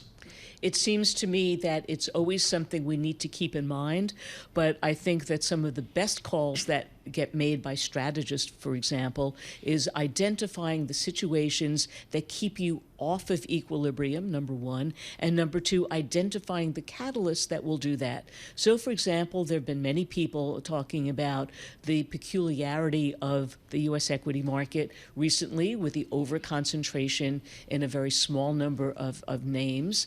But the magic, of course, is identifying the catalyst that would move that away, and also figuring out what the ultimate target might be. Doesn't mean you get there, but it gives you a sense of direction. Abby, you mentioned catalyst, and so that takes me to the concept of factor investing in equities and how it's changed so very much. And I'm a big fan of GSAM, Cliff Asness, this GSAM factor indices, the long, short, value, the growth, but there's quality, there's low volatility, there's all these different factors that are driving equities. What beta regime are we in now? And what beta regime do you think we're going into through the end of this year? Well, that is a very good question. And a highly technical one, but let me answer it in a somewhat different way. And that has to do with the level of concentration that we're seeing in markets. And the focus that we have on indexation, both implicit and explicit, seems to me to be driving a lot of the very extraordinarily well-developed quantitative models. It's just driving them in the wrong direction. That doesn't mean they're wrong intermediate to long term, but it doesn't really help on a trading basis. And by the way, we have seen this before. right? Years ago, there was something called the Nifty 50. Yeah. No. Really? And many people listening to us may not remember that, or they may not have read about it, but there were 50 stocks that dominated the markets decades ago. And basically the question was, would it continue? And many of the companies that were included in this, including IBM, if you did the extrapolation, they were going to be 20 to 50% of US GDP. That's right. Obviously, that is not sustainable. And then we have an even more extreme version of that now with the Magnificent Five or the Mag 7, depending upon which ones you like. And it is driven in large part by the self-fulfilling prophecy of people using indexed approaches, particularly market cap indexed approaches. And you guys have talked about this before, so I'm not going to belabor it.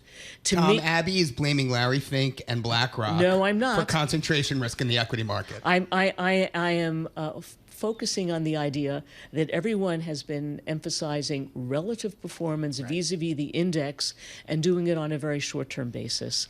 And there are some great companies out there that have been facilitating that for investors who wanted to get it done because it's low cost and so on. And if you are a professional investor, many of them don't want to veer too far from the index because if you're wrong, better to be wrong with lots of company. That's right. And the thing, there's a behavioral component to it. Absolutely. Yeah. And one of the things that intrigues me, of course, are those people who are willing to kind of stick their necks out and say, maybe the consensus will prove to be wrong. The problem this time around, of course, has been that the movement towards 5 or 7 stocks, that level of concentration is really unparalleled. I want to spend the entire next section on the concentration of the Mag 7. There's a small shop downtown that put out a blistering essay about 6 days ago that will... did you hire Jim Covello? Were you the one? Is it your fault? I was involved. It's her fault. Yeah. You were involved in. It's going to be great. We're going to do that in the next section for Global Wall Street. I want to talk about courage to be in the market. Yeah. And the word in this room that we get from many strategists is an Abby Joseph Cohen word, which is solid. And what you say is if the American economy is solid and business is solid, you have to participate. Talk about the gloom crew that says go to cash. That is a fascinating question, Tom.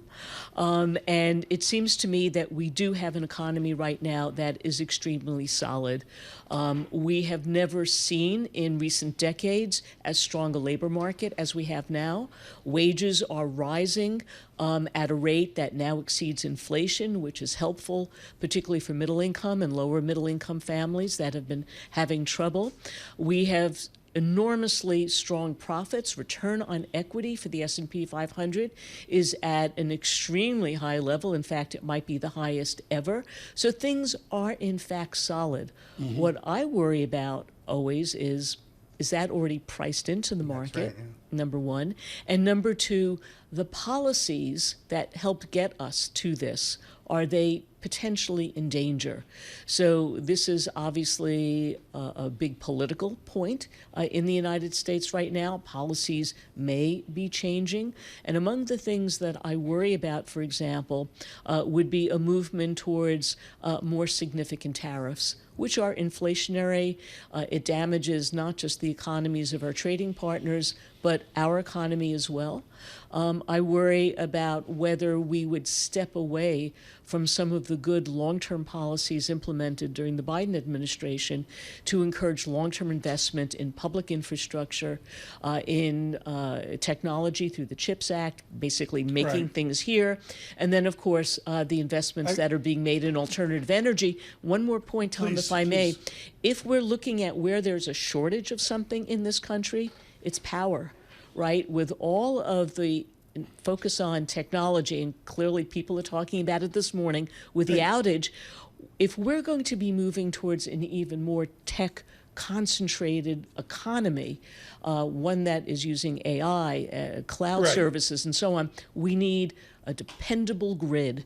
And one of the things under the legislation, bipartisan legislation that was passed over the last couple of years, is a development of more power sources, including Okay. alternatives. Our power is to have you here for the next block. We're going to come back with Abby Joseph Cohen and what everybody wants her to discuss, which is the event of our new Nifty 50 AI, and we'll also touch on utilities and value investment as well. It is an extraordinary Friday.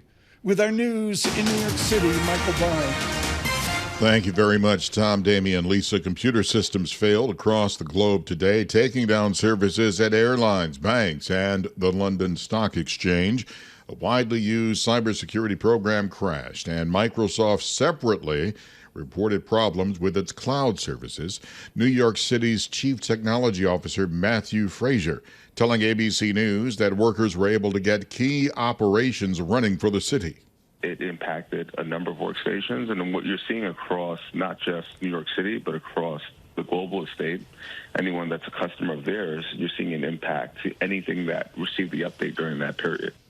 Meanwhile, Bloomberg terminals were not affected by the outage. Former President Trump formally accepted his party's nomination at the Republican National Convention in Milwaukee. Trump also recounted the attempted assassination last weekend and paid tribute to firefighter Corey Comparatori, who was killed in the shooting Saturday, and 2 others who were wounded. But I am very proud to say that over the past few days, we've raised $6.3 million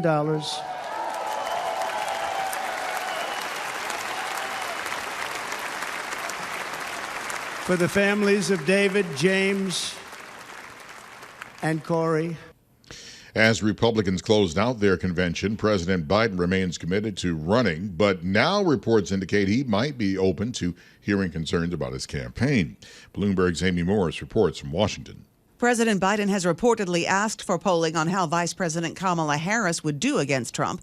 That, according to an ABC reporter in a post on X, citing an unidentified senior White House official. ABC reports the president now appears to be more receptive to hearing out calls for him to bow out of the race. This, as a new CBS News YouGov survey shows Republican Donald Trump has widened his lead against President Biden by 5 points nationwide, and he leads Vice President Harris by 3 points. Amy Morris, Bloomberg Radio. A Russian court has convicted Wall Street Journal reporter Evan Gershkovich on espionage charges that his employer and the U.S. have rejected as a sham. He was sentenced to 16 years in prison after a secretive and a rapid trial in the country's highly politicized legal system. Finally, during round 2 at the Open in Scotland, Shane Lowry and Daniel Brown are tied at 5 under.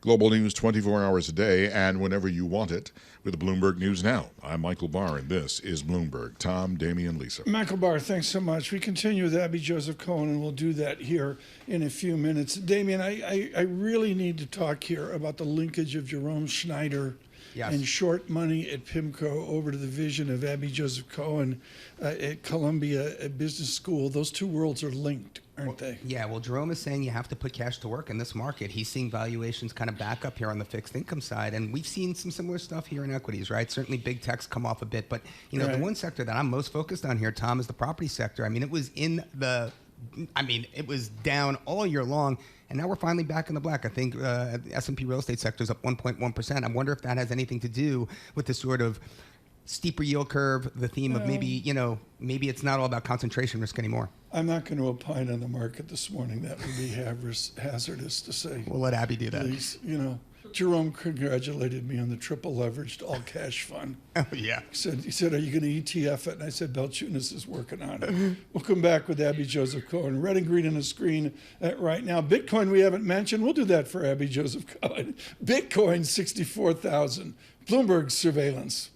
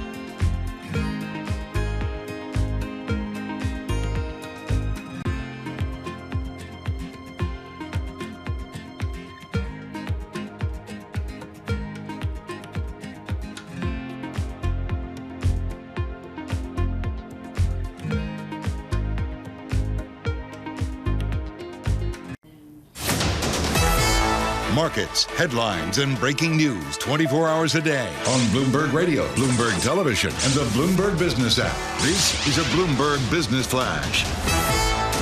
This Bloomberg Business Flash brought to you by IBKR. Financial advisors switch to interactive brokers for lowest cost, global trading, and turnkey custody solutions. No ticket charges and no conflicts of your interest at ibkr.com/RIA. All right, stocks pretty much treading water. Tech outages really taking a toll on businesses worldwide, from travel to banking. The CEO of CrowdStrike says it's not a cyber attack and that a fix to that issue that crashed Windows systems, it has been issued. Shares of CrowdStrike still down 12%. We go to the tech-heavy NASDAQ, down up to 0.1%, 23 points. Dow futures down 0.1%, 75 points. S&P futures little changed, up about 4 points. The 2-year yield at 4.49%, that's up 2 basis points. The yield on the 10-year 4.23%, and that's up 2 basis points. Companies making news: Eli Lilly up 2% right now. Its Mounjaro gained Chinese regulatory approval for long-term weight loss management.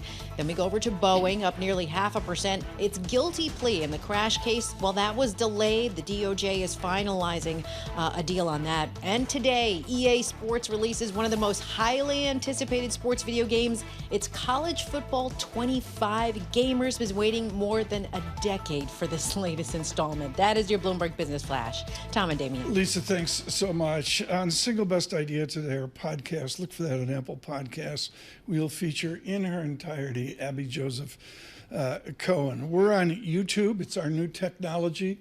Search and subscribe at Bloomberg Podcasts on YouTube for all that we do on radio, including the great work of Joe Matthew and Kaylee Lyons in Milwaukee, and on to Chicago on Apple CarPlay and Android Auto as well. Abby Joseph Cohen, a legend at Goldman Sachs, is now a legend at the Columbia Business School. Her classes, Damian Sassower, are so oversubscribed. They're doing classes now at Dinosaur Barbecue over on the Hudson River. I mean, they like push it right out of the school. 120 students over per to class. Dinosaur. I mean, capped. Here's what everybody wants to know. This arguably is a conversation of 2024. Somebody really competent, James Covello, Georgetown, Tuck, Goldman Sachs, has said, we got a problem. We're going opposite of the way it worked at Intel and everywhere else. You have technology that comes in that's cheaper, that drives the dialogue forward. AI seems to be more expensive, polar opposite of the norm we have lived. Is there substance there to James Covello's questioning AI? Yep. I think Jim is a very thoughtful guy who also has access to lots of information being pulled together by analysts. And what many have been hearing for the past 6 months in particular has been that companies that have been investing heavily in AI are saying they're not yet seeing the return. Economists throughout the country are saying they're not really seeing the productivity enhancements yet from AI. Now, it could be that the analyses are looking at data in a premature stage. Maybe things will improve, but clearly AI has been quite expensive at this point. There was a race in many industries to take on as much AI investment as possible, and it might take a little while to digest. Do you believe, I'm thinking of the railroads from 1880 out to 1930, 1940, that you can partition parts of AI where there will be AI failures, but there will be AI successes, and we've already identified them, taking NVIDIA as the trophy child? Tom, your point is very well made. Clearly, the success thus far has been in those companies providing the infrastructure, right? The ones who are providing the basic support for future investment in AI, where we've not yet seen the full payback, and maybe we won't in some companies, has to do with the application of AI. We also need to train people. Just the way everybody who's been trained in the Microsoft 365 products are feeling a little bit of pain today. That worked out. Sure, it'll be straightened out. People are not yet fully familiar with many of the AI product, and I believe, based upon my background in computer science, I do have an undergraduate degree in computer science. It's ancient at this point. Talking about dinosaur. Fortran. Dinosaur. Yes, Fortran. Pascal. Pascal and COBOL. Oh my gosh. But what I have seen over the years is that it takes a while for users to understand the capabilities of what they have. And I think that we're still in that gestation period for AI. What I also think, however, is that many investors in the market, because of this heavy concentration, perhaps became very enthusiastic a little bit too soon. And so we're going to need to see some digestion of that as well. Abby, I have to ask you something that I know you're an expert about. Meme stocks, Robinhood, AMC, GameStop. Did these names ever come up in your classrooms? Are students actually investing in or asking about them? Students are asking about them, and the response is always one of momentum investing. And what we always do is to encourage students to think about the fundamentals. What's the business plan? What's the business model? Cash flows matter. What do the financials look like? And if you can't make a case based on that, it's only momentum. Yeah. And that, to me, in my history in the market, can take you only so far, but more importantly, only for so long.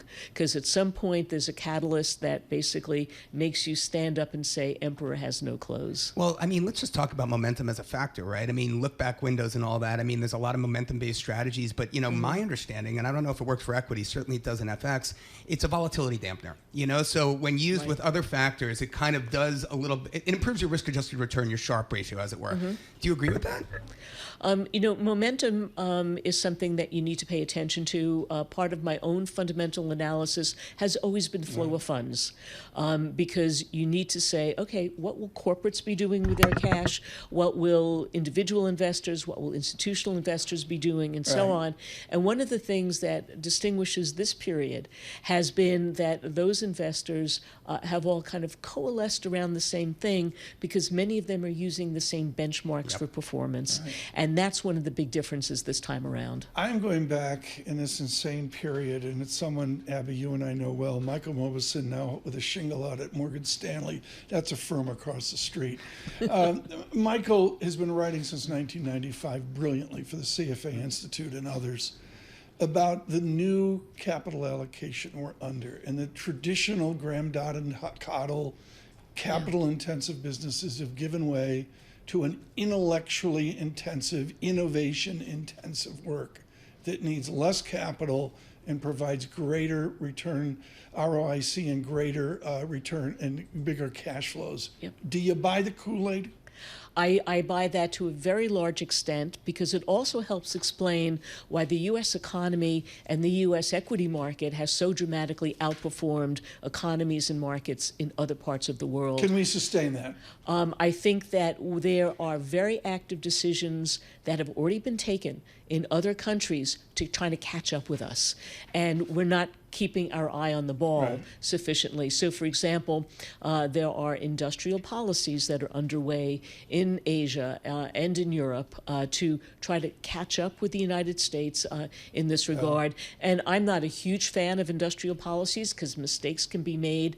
But if you can provide a capital incentive for the right sort of investment, that to me makes a great deal of sense. There's one other piece of this, Tom, that I think we need to touch on, and that is we are in a new era in which capital is no longer free. Right? We're paying for capital now. And when there was an environment in which it was free to borrow money, you can make all kinds of interesting decisions. Now you really have to sharpen the pencil in so many areas. And it's not just what companies are doing, and it's not just what active investors are doing. It's also the use of leverage in many other investment vehicles. Please visit with us when you stop giving out C's at Columbia Business School.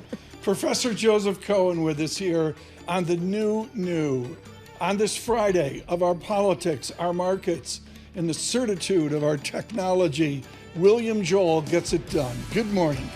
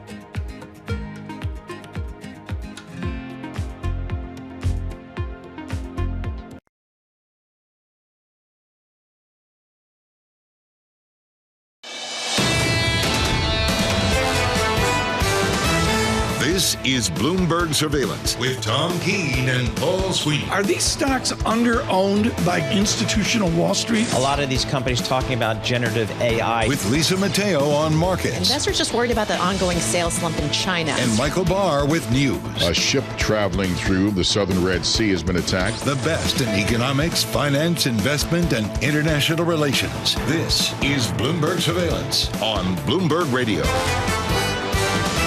Good morning, everyone on YouTube. Across this nation, across this world, many of you no doubt listening in airports, looking for the next flight out of Dodge. We say good morning. Tom Keene, Paul Sweeney, Damian Sassower in for Paul Sweeney, Lisa Mateo, Michael Barr, overwhelmed with the Friday news flow. Damian, your thoughts on this long, generous conversation with Professor Joseph Cohen of Columbia. Oh my God! Well, concentration risk and the your fact Cliff that your Cliff Asnick question. Right? That was at your PhD. Well, I would have loved to have asked her about her thoughts on the hedge fund community these days, the pod concept, the millenniums, the citadels, the AQ. I'm just very curious to hear how investing from an institutional perspective has changed since she was back in the market at Goldman Sachs. I think it's really on 2 and 20, and I'm going to call it solid returns. To be mentioned, solid where people 6 months are making 6, 8, 9, 10%. Is that the job really? I mean, they're supposed to do better, right? Well, look, Ken Griffin is buying what did he buy? A Paleosaurus, a Tyrannosaurus, some sort of Stegosaurus, something like that, and paid quite a bit of money for it. So I guess performance must be up at Citadel and a lot of these other behemoths. So times are good. And also active passive. We touched a little bit on it, but you really wonder where the entire industry is in 5 years. We say good morning. We're going to get to it here. The news flow is absolutely extraordinary. We've got a really wonderful guest from Texas coming up here in a moment. It is Bloomberg Surveillance from our studios on a Friday in New York, and it doesn't feel at all like a summer Friday. From the Interactive Broker Studios, our Bloomberg Business Flash, El Mateo. You got it. And those widespread technical outages we've been talking about sort of been threatening to make that pullback in tech stocks even worse. Right now, I want to check in with CrowdStrike. That's the company behind the problem. This morning, its CEO, George Kurtz, actually apologized, telling NBC News that the issue has been resolved. Systems are recovering. Shares are still down about 11%. And it also warned to Microsoft. It warned customers whose Windows operating system that had crashed. Microsoft shares, they are down 1%. Also, the major carriers affected by the outages also falling, not as bad as earlier, but you still have United Airlines down 0.1%, Delta Airlines down 0.2%. Banking sources say some JP Morgan staffers, they weren't able to log on to the firm's systems. The bank couldn't process certain trades. And LSE Group, it says technical issues impacting its data feed has been resolved. We'll head to the bond market. The 2-year yield 4.49%, up 2 basis points.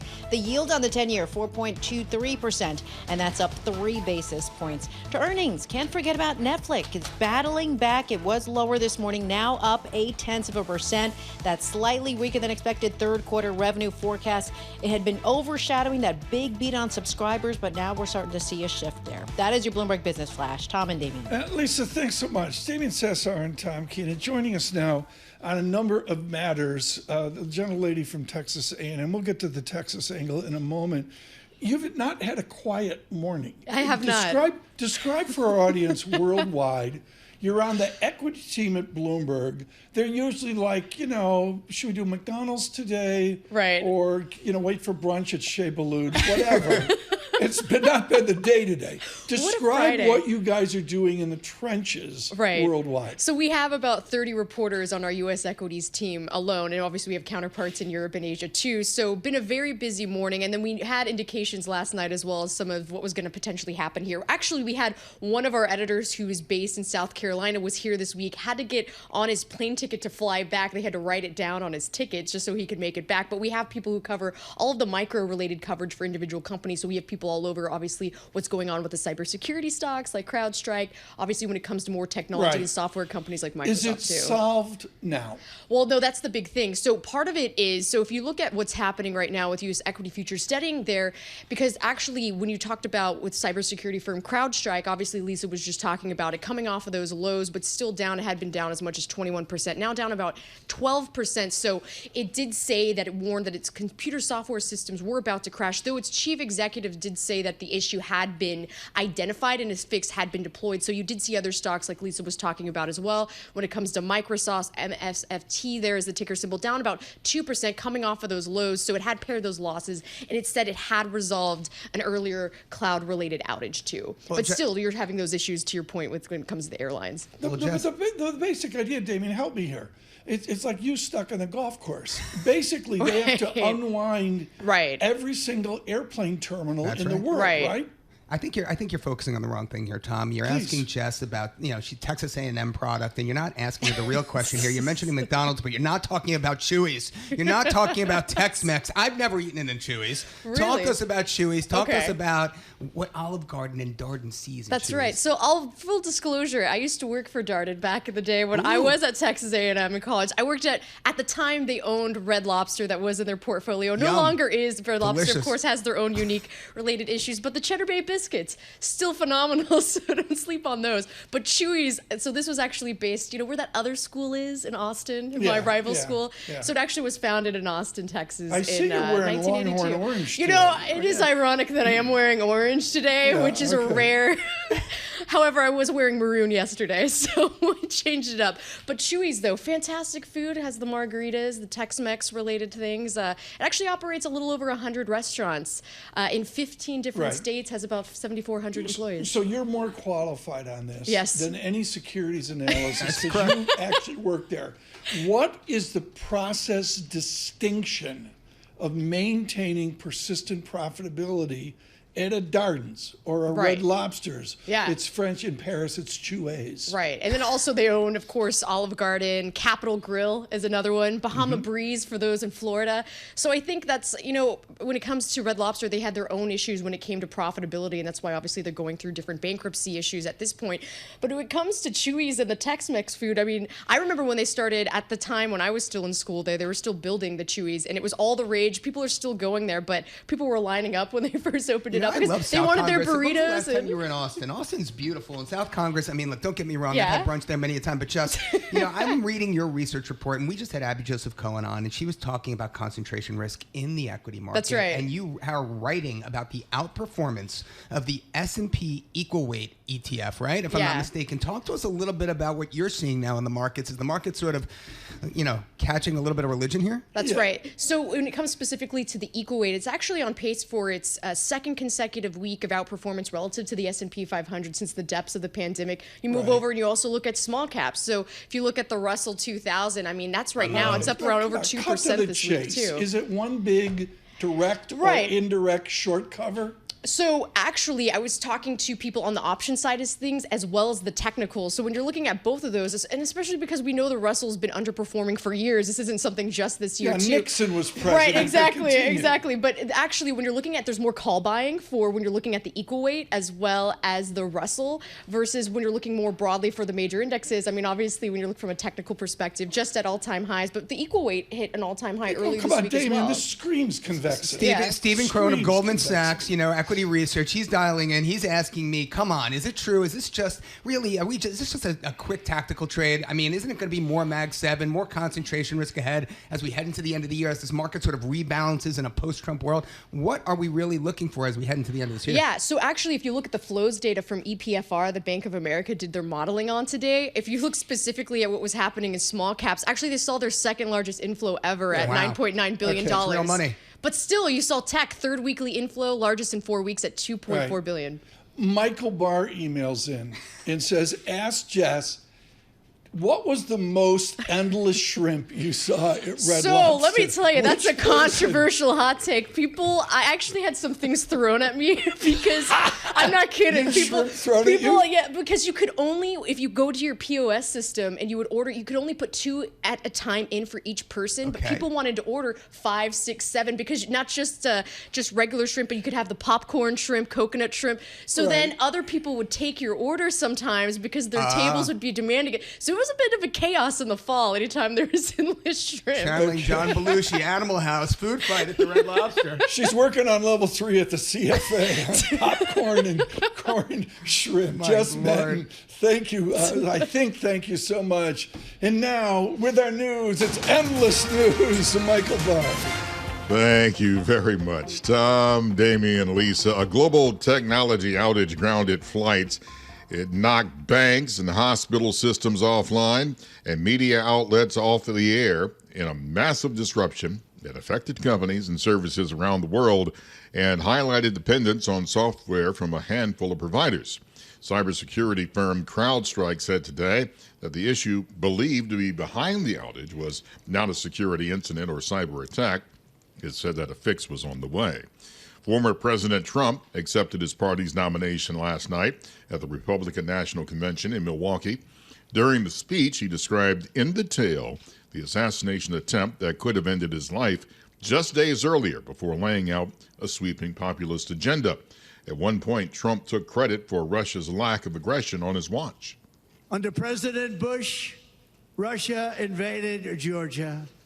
Under President Obama, Russia took Crimea. Under the current administration, Russia is after all of Ukraine. Under President Trump, Russia took nothing.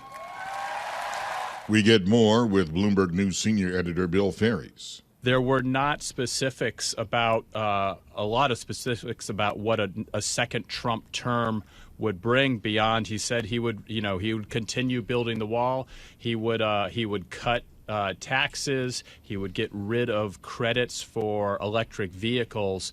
But if you were looking for, hey, what would the first 100 days of a new Trump presidency look like, you weren't going to get a lot of those kind of details. Bloomberg News senior editor Bill Ferries. Trump's address, the longest convention speech in modern history, clocked in at just under 93 minutes. President Biden continues to face mounting pressure from party members to drop his re-election bid. We get details from Bloomberg's Ed Baxter. Associated Press has reported what might be the most ominous, that an all-hands meeting of the Biden campaign has been called for today. And it follows Washington Post reports that Nancy Pelosi says Biden is close to being convinced not to run, and that Barack Obama has described to him the narrowing avenue of victory. And then the New York Times citing several people close to the president who'd said he'd begun to accept the notion that he may not be able to win. The White House, meanwhile, says his symptoms from COVID-19 are mild. Ed Baxter, Bloomberg Radio. A Russian court has convicted Wall Street Journal reporter Evan Gershkovich on espionage charges. Gershkovich sentenced to 16 years in prison after a secretive and rapid trial. And at the Open in Scotland, Daniel Brown, Shane Lowry, still tied at 5 under. Global news 24 hours a day whenever you want it with Bloomberg News Now. I'm Michael Barr. This is Bloomberg. Tom, Damian, Lisa. And Michael Barr. Okay, let's vignette on this. Yeah. You never know where your kids are. I don't know where my kids are. Damian, Lisa hasn't seen one of her kids in like 6 weeks. You don't have Life 360? I just got an email. One of the kids is slumming this weekend in Malta. And all of a sudden, the cell phone thing going back and forth is, if I'm stuck in Malta, what do I do? Offshore jurisdiction, tax jurisdiction. You're doing tax work is what you're doing. We hope you're okay in Malta. Talk to your mother, not to me. But that's just a little vignette. That's just a little What vignette is that with the of talk what to we your got. mother? Can I point out this is happening as the Olympics begin? Yes. Can you imagine CDG this morning? Oh, my goodness. No, I mean, well, yeah, right. Imagine if this happened after the Olympics. I didn't even think about that, right? Yeah. But I guess a lot of people who are going to the Paris Olympics, at least, the people I hang out with, they're already in south of France and Nice. So, they're sunning themselves on the beach, getting ready for the long haul north. Catherine Greifeld reports that Gus the horse is okay, underway in the air. This is Bloomberg Surveillance.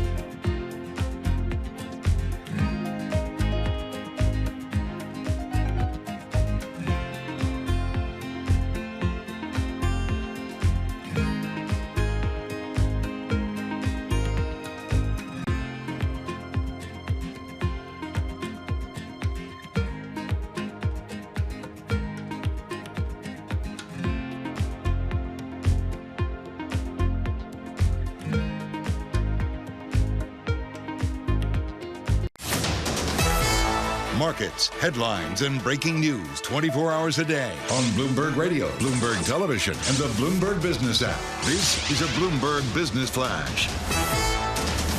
From the Bloomberg Interactive Broker Studio, I'm Lisa Mateo. Still have red and green on the screen, and this is after that major software crash at banks, airlines, payment systems worldwide. And this also comes at the end of a week that's seen the NASDAQ on track to be its worst since April. Checking in with it now, the NASDAQ futures, little changed, up about 12 points. Dow futures down 0.2%, 114 points. S&P futures, little changed, up about 3 points. The 2-year yield at 4.50%, that's up 3 basis points. The yield on the 10-year 4.24%, and that's up 4 basis points. To commodities, we have spot gold lower, $2,397 an ounce. Brent crude $84 a barrel. WTI crude $82 a barrel. To earnings we go. American Express boosted its earnings per share forecast for the full year. Shares were higher early this morning, now taking a dip, down nearly 2%. You have Travelers up nearly 2%. Second quarter core EPS, that beat estimates. And finally, oil services provider Halliburton down 4%. Profit topped estimates, but revenue fell short, and that's why shares are lower. That is your Bloomberg Business Flash. Tom and Damian. Alicia, thank you so much. This is an incredible privilege. Alicia Reese is with us with just superlative academics out of UCLA. And Damian, she gets to, it's great when you're doing securities analysis and you get to wake up with a giant. She gets to work with Michael Pachter every day, which is like really, really cool. Michael Pachter is back to when, I think they were making the first chip and there was no nano. There was no nano. Alicia Reese joins us now with the technology excellence of Wedbush. There's some other guy that works there as well. I can't remember who it is. Alicia, on Netflix, they own the high ground. I just did a log regression back to 2004 on Netflix, and boy, are they catching up to the long-term trend. I mean, you have an optimistic tone here. Can Netflix revert to the growthiness that we've seen the last 15, 20 years? Well, last year we had added Netflix to our best ideas list, and shares pretty much doubled over that time. Last quarter, we removed it from our best ideas list because while we expect continued growth, it's going to be harder and harder to impress investors. It's not going to be the outsized growth that they saw when they had multiple growth fronts occurring at the same time that we're still seeing to some degree or another, but we have the password sharing crackdown that really added a lot of subscribers. The ad tier has limited churn, so instead of just dropping your subscription for a little while, you'll go try the ad tier for a little bit. Maybe you won't watch as much content. That's what we thought. Turns out people are watching just as much content, 2 hours per day per member on the service on average on both the ad tier and the premium tiers. And so they have, just a lot going for them, but a lot of that is priced into shares at this point. Well, Alicia, let me just cut in right there. I mean, I understand that this recent earnings release from Netflix was a margin story. Talk to us about the right mix, determining that mix between content and actually making money. Have they found that nirvana, that happy place? Absolutely. Yeah, this is the point where Netflix has really been striving towards for a long time. They spent so much money on content, really racked up a lot of debt to get those subscriber numbers as high as possible for a long time, because that was investors' primary focus, was that subscriber growth. It still is to some extent, but that focus has largely shifted over to profitability, and Netflix has really soared on that note. A lot of their competitors, or most of their competitors, couldn't find profitability to save their lives, really, technically. So, a couple are, I think Disney is, turning the corner there. But a lot of the competitors, it's really hard in the streaming world to get that profitability. Netflix is wildly profitable here. And one of the things they said on one of their competitors is Roku, and I just have to ask you, you think about these other streaming companies, Fubo, Roku. Roku, for example, I mean, they are highly, contingent on sports content, right? On the package they have with MLB. Talk to us about sports, and sports is content for some of these. Can that really last? I mean, do you really expect these companies who are kind of relying on the NFL, these NBA deals, these 11 years, 70, whatever, billion-dollar deals? Talk to us about that. What role do the streamers have in that end of the market? Sure. I mean, sports is definitely shifting over to streaming, and we've done a lot of work around that recently. What I'd say about Roku is that they don't have to spend much at all on sports to really drive that growth for them. They have to host the services that have all that sports content. And so what Roku's doing is actually really smart. They're not spending much money on this, but they have a landing page within near search where you just go and you look under sports and you can find where all the sports are that you're looking for, because it's so hard to figure out where your sports are playing now. Where do you find this game? Right. It could be anywhere, and they have just one game or one night of football on Amazon or YouTube or wherever it might be.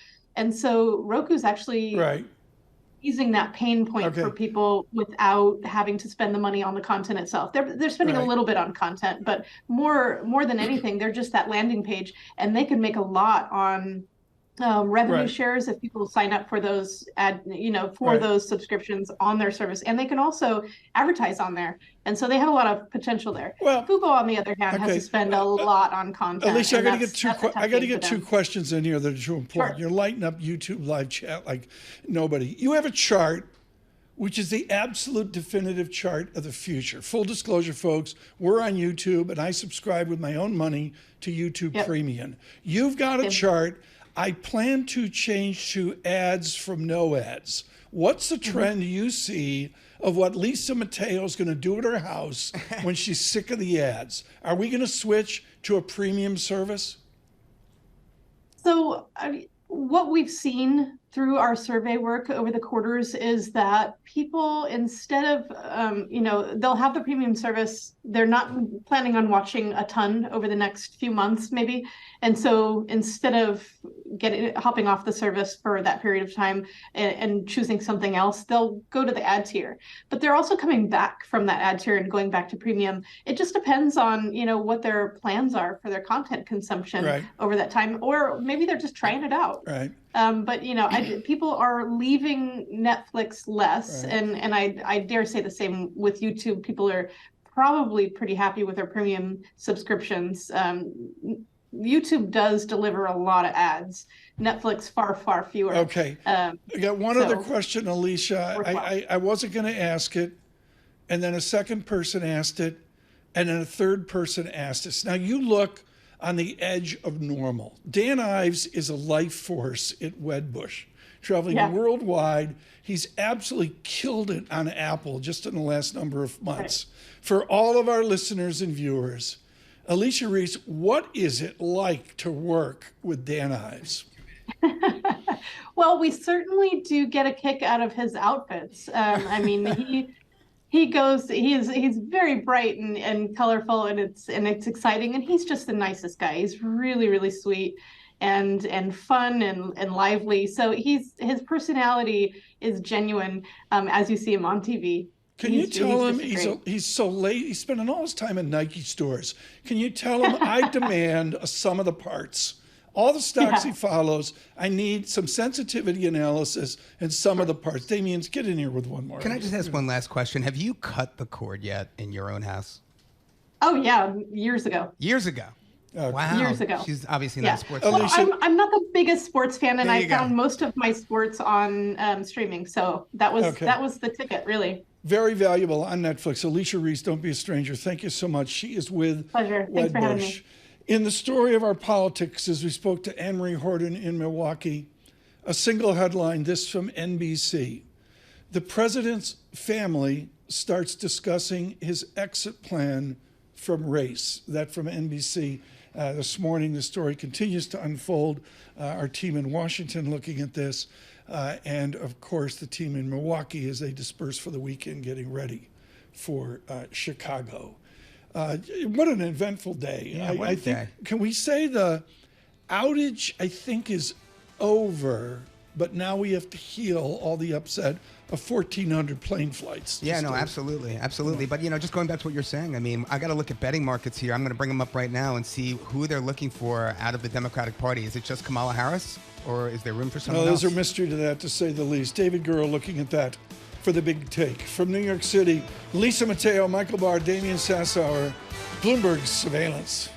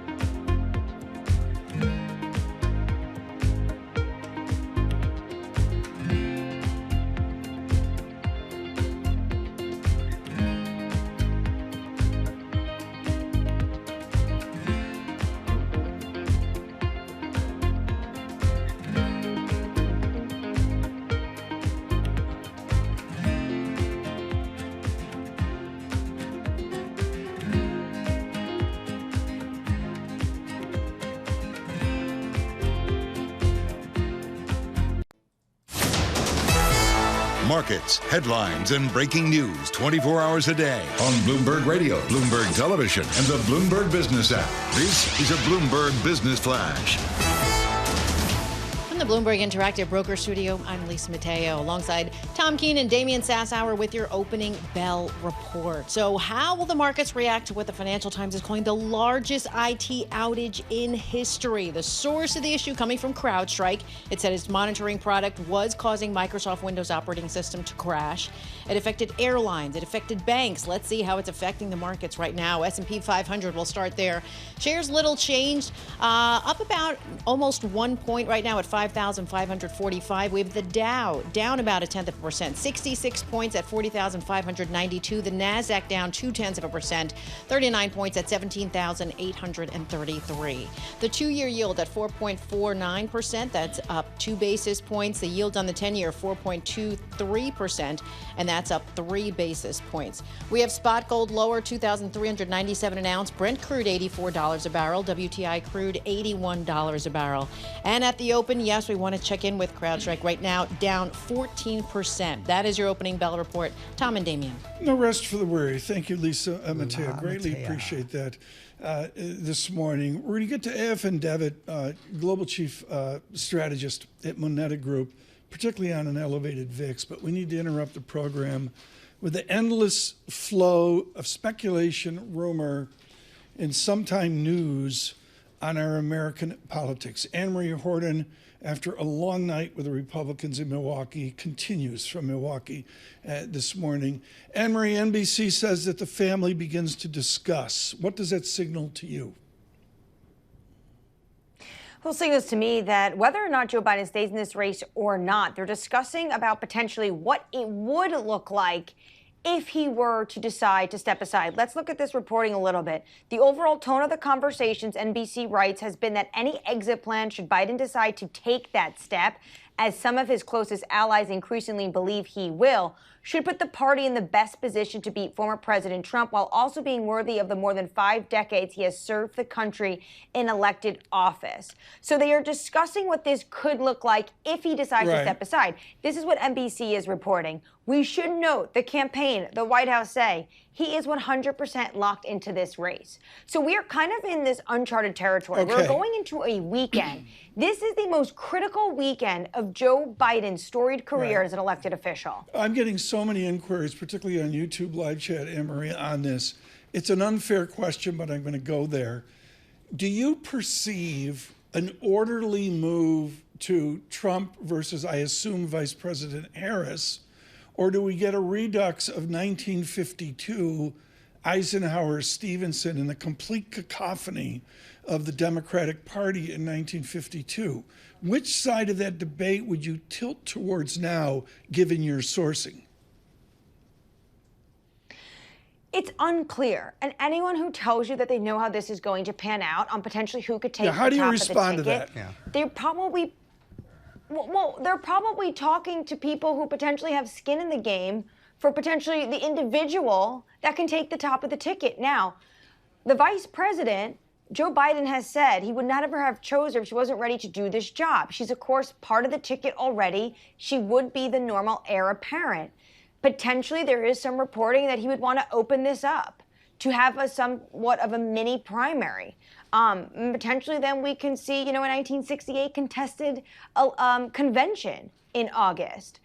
That's when I say this is a very gray area. It's a fluid situation, and we cannot discount the fact that President Biden says he still wants to stay in this race. And the last time he spoke about this to the press at the NATO press conference, he said he hasn't seen polling that anyone else would do better than him against the former president. And Damian Sassower, that seems ages ago. Anne-Marie, I'm just a little fixed income analyst here, and all I want to know is what should I be watching? What betting markets do you watch? I mean, do Real Clear Politics, does that even matter to you? Can we even make any sense of that? What should we be watching for any indication whatsoever as to whether it's going to be Harris or Newsom or Biden himself? I think the predict markets, you can see some of the betting markets, with all this reporting coming out, they've really taken a toll on Biden and him on top of the ticket. I'm not really looking at that at this moment. I'm Right. just trying to look at all the tea leaves and reports, which stations, networks, individuals are reporting what. But I think what is clear is that the pressure is mounting on President Biden. The closest individuals to him within the Democratic Party, the most prominent voices within this party, Nancy Pelosi, former President Barack Obama, who he served under as VP. A Washington Post report saying that there is concern that he is not going to be able to beat Donald Trump come November 5th. So these voices are leaking to the press. If Biden decides that he is not there yet and he's not going to step aside, I'm looking at next week who comes out publicly. None of these leaks. Who comes out publicly and says, I'm calling on Biden to step aside? Of course, we've heard from House members publicly. We've heard from Senator Tester yesterday. But who within really the upper echelons of the Democratic Party, the leadership? Okay, Emery Horton, thank you so much. I wonder if we're not to next week, but do we get to Sunday as well? Emery Horton, thank you so much. In Milwaukee, our chief political correspondent, I do want to point out the Sunday talk shows. It's one of the best services we do at Bloomberg Radio in New York, in Washington, in Boston. You will hear the Sunday talk shows, which I can't even predict, A, who will the guests be, and A, what we will do there. Of course, our David Gura working on this as well with the big take. Damian mentioned it this morning. Afin Devitt with us, Chief Global Strategist, Moneta. Afin, thank you so much for being patient with the U.S. political news. Is it a big deal that the VIX is gone 11-ish, 12, and now out to 16.29? It is a little bit of a deal. I wouldn't say it's a big deal in the sense that this is still low relative to history, or looking back at prices we've had in the past, it's been a lot higher. It has been persistently low recently, though. So this uptick is certainly reflecting just the volatility of news flow. Because regardless of volatility of markets, we have had an incredibly volatile week in terms of the pace of news flow, and that's what we're really trying to digest right now. We have some big trends that were always happening, and they're continuing to play their way through markets. We can talk about rotation if you like, but then equally there is this knock-on effect of the shock of last weekend and the clear unity and coalescence around the Republican ticket. Ethan, I mean, we're talking about volatility here, and while it has picked up, it still remains historically low across a lot of different measures. Talk to me a little bit about why investors are not willing to engage in hedging conversations in the current environment. Well, there are a couple of technical factors why hedging could be very dangerous right now. First of all, spoken a lot about the level of funds in money market funds, over 6 trillion. We have record amount of funds in bank deposits. Why is it sitting there? It's finally starting to actually earn something. So there hasn't been that cash burning a hole in the pockets phenomenon. So with all of that cash on the sidelines, there's a lot of cash ready to pick up bargains and to swoop in. And as we can see, it's not just about the Magnificent Seven anymore. Other sectors are starting to look interesting. There are a lot of so-called Trump trades that are going to make sense. Interesting. Talk to us about those. Well, look at the other sectors such as industrials. Look at financials. Financials up over 20% year to date. Very much emerging from lackluster performance when it was just all about tech at one time. Tech, the sheen has come off that somewhat. So equally, if rates start to come down, these bond substitute areas, such as real estate, such as infrastructure, such as some of the dividend paying equities, that will look more attractive. So that's where the cash is going to go in. So, Ethan, you're saying that one of the Trump trades, because there are many, right? Stronger dollar, steeper curve, et cetera, might well be value over growth on the equity side? Well, a Trump trade certainly is going to be sector specific. And when I mentioned Trump trade, energy is going to be a big Trump trade. Renewable energy, the opposite. Crypto, Bitcoin, tech related there has been a big Trump trade. But some of the chip makers, as you can see, the opposite. So it's really starting to diverge. And then you say stronger dollar, but you could argue that he's actually striving for a weaker dollar. So it's very hard to know how to play that particular trade. So a lot of, I'd say, a lot of different ways to play it. Is the United Kingdom a value? It's been so Brexity. And with the sea change, all of a sudden, do you go long UK? The UK has a lot of structural issues that have not gone away. It did have a smooth transition of power. It had a strong endorsement of the new government. There's a lot of energy around some of their, the speech had, some legislative change is going to be strongly around the climate change initiatives and the climate resilience there. So a little bit of a divergence from the US. It has been good value. The market has been beaten down. There are some high quality companies there that have not yet been snapped up. So yes, there's an M&A story in the UK. I don't think anybody's getting particularly excited about large amounts of UK stocks. Ethan, thank you so much. Ethan Devitt with his Chief Global Strategist, Moneta Group here on a VIX to 16, now 16.09. I did a log NASDAQ today. I had nothing better to do because the Sikorsky was down. And, I'm sorry.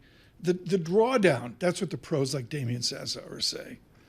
I mean, come on. Is this even a correction that we're in here, Damian? No, I don't think it is. But I think what markets are trying to do is position for a beta regime shift. And I think that makes sense.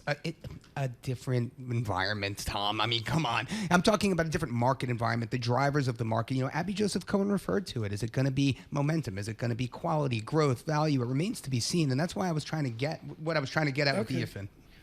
So, verdict's still out. By the way, Scotty Scheffler, 2 under. He's back in the challenge. He's 3 under now on the day, only 3 off the lead. Scotty Scheffler making a move here. I've lost control of the show. With our news in New York City, Michael Barr.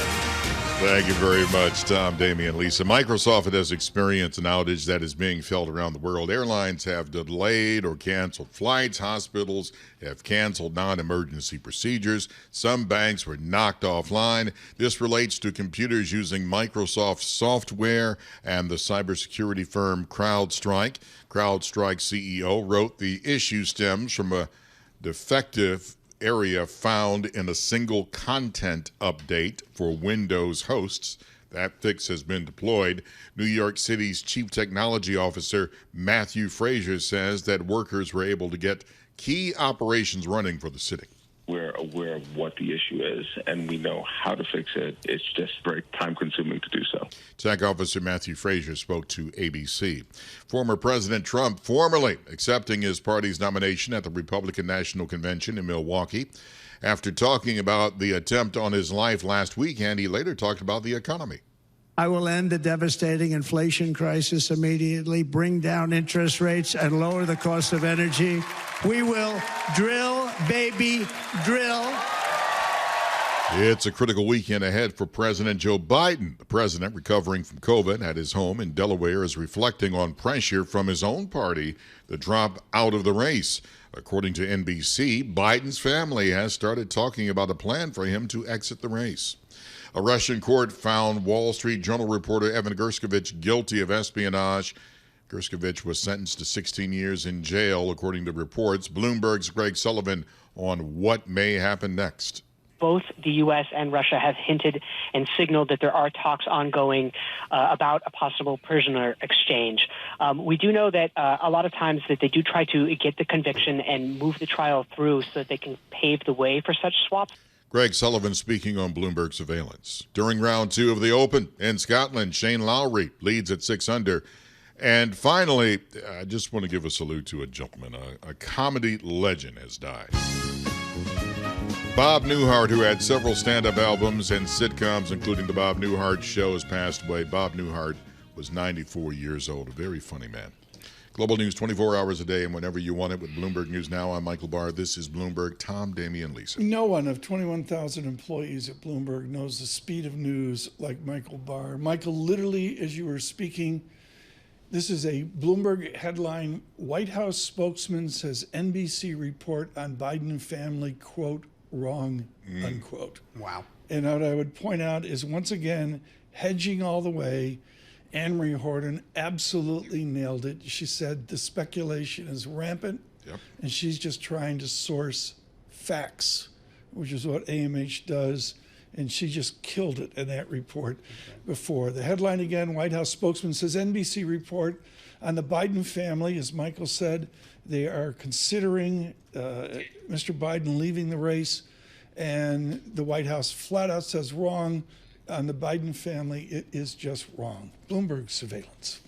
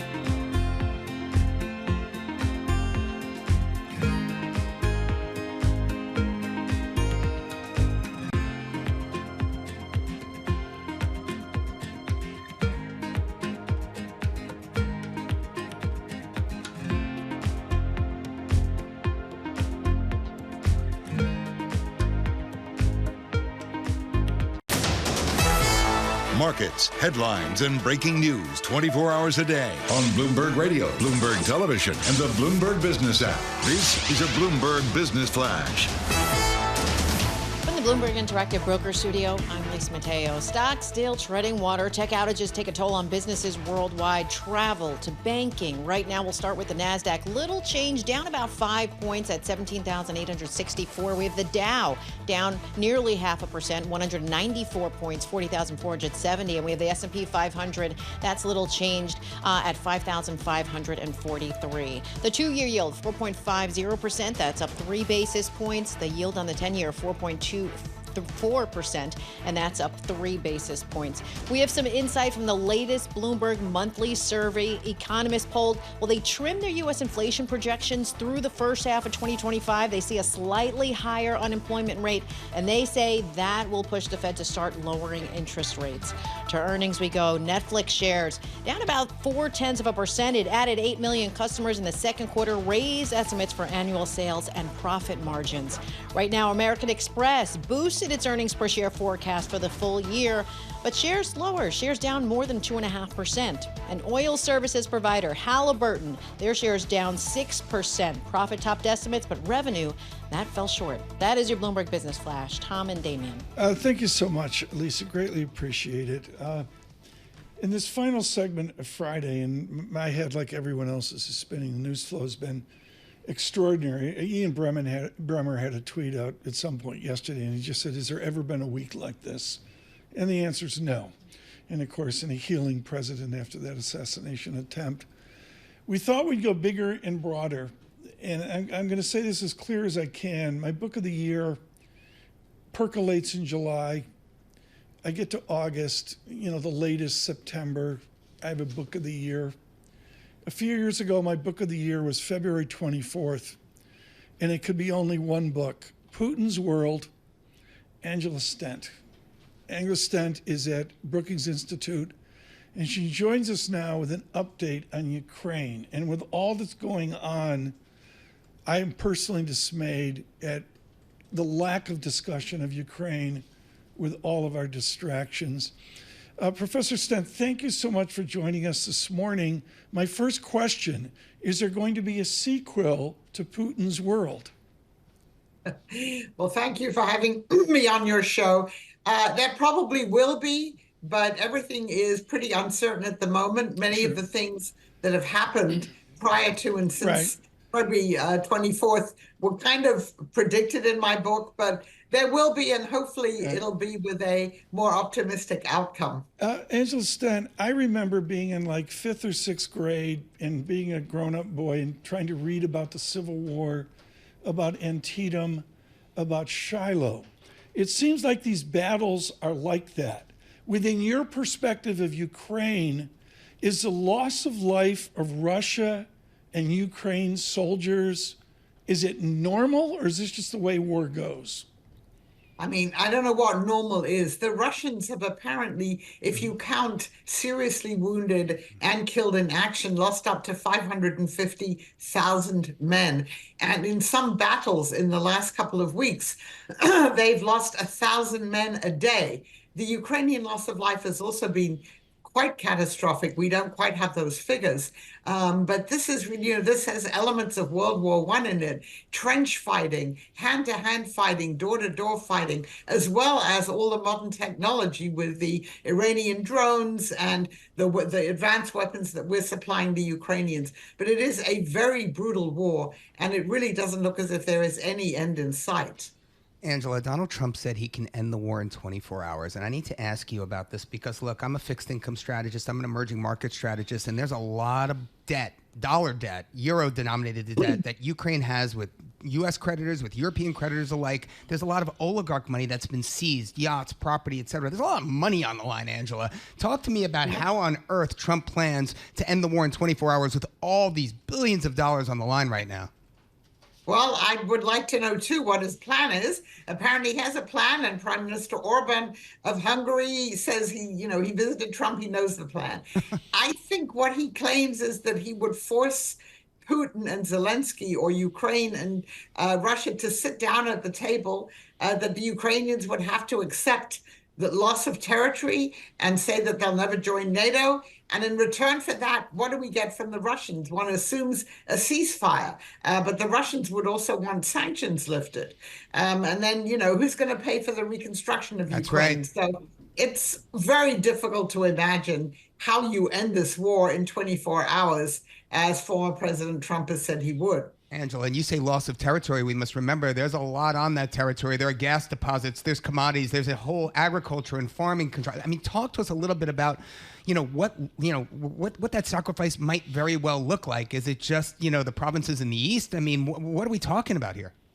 Well, Russia claims to have annexed 4 areas of Ukraine, none of which it completely controls. So the one that it's been holding and fighting in since 2014, that's more or less Rust Belt. But in the other areas, as you say, there are oil and gas deposits, there is infrastructure there are factories, nuclear power plants and things like that. Yeah. So, so it would be economically very difficult for the Ukrainians, and it requires an unfathomable amount of outside help to reconstruct that country, even if it's a smaller country, territorially, by the time the war is over.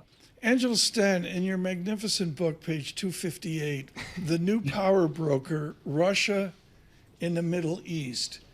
Has Putin lost global persuasion, or has he gained global persuasion with this war in Ukraine? So I would say, ironically, he has gained global influence with this war. He may be isolated from the West, but Russia is back in Africa, very active and getting a lot of very wealthy mineral deposits from there. In the Middle East, the relationship with Iran has strengthened. Whatever the difficulties are, you have this kind of axis of resistance: Iran, Russia, North Korea, China, the global South. Many of those countries aren't prepared to sanction Russia or even criticize it. Prime Minister Modi was just in Russia a couple of weeks ago. So that is the irony here. Here is this unprovoked, brutal war, and yet it has enabled Russia to gain more support in the non-Western world. Too short a visit. Angela Stent, the Brookings Institute. The book is Putin's World, which was jaw-dropping at the time and ever stronger for it. Can't say enough about it. The week has been extraordinary, and we have the huge advantage of what we do at Bloomberg News and the huge leadership of Michael Barr trying to coalesce us all together, but also the advantage of Damian Sassower. He's 6 or 7 floors below us. He's below Home Depot. And you've got your 3 Bloombergs with 12 screens set up. What on your screen do you see that shows the news flow, the tensions that we have? Well, that's a very good question, Tom. I really don't have anything. One indicator that I'm looking at, swap spreads, I mentioned it earlier, is something that I'm definitely focused on, but really the shape of the U.S. yield curve. I think, it remains to be seen exactly what a Trump trade looks and smells like. And I agree with that. It's a steepener, and I don't know if that's the case. Is it a bear steepener? I don't know. So I'm going to be looking at all that. But, do you think, Tom, they're going to call you back in on this Sunday to do another full show? Don't know. Debate. I hope not, for your sake. You need some rest. You've been working hard. There's huge management discussions going on now. And what I'd emphasize for those of you worldwide, it's not one news flow. No. It's 2, 3, 4 news flows. Frankly, we haven't even mentioned the French government today, where Mr. Macron made an important appointment last night to get to the Paris Olympics. That's like a sideshow. Well, I don't want you competing against day 4 of the Open, right, Tom? That's why I don't want you coming in the Sunday. Well, it's going to be really tough. Yeah, Scheffler's now 3 under. Shane Lowry's back to 7 under. Who are you picking here? I love Scotty Scheffler. I like to see him make a little bit of a run here, make it interesting. But Shane Lowry, 7 under, 4 up through day 2. And the cut Baseball starts up again. Baseball. After the lousy, who are the Yankees playing? Who are the Red Sox playing? Red Sox have a small. Their team's pretty good. They have a guy named the Dodgers. Oh, and the Mook is in right field, and it's really Shohei. Painful. He's the only healthy one out there, I hear. It's painful to see. We're going to drive forward here on a non-summer Friday morning and afternoon for you across this nation. We'll continue to update you on this horrific outage that we see. Not Microsoft CrowdStrike. Thank you, Ari. Yes. My brain is beginning to freeze. More importantly, there's no day off. Joe Matthew, balance of power. He'll be in Washington today. Have a great weekend. Joe Matthew is working for the weekend.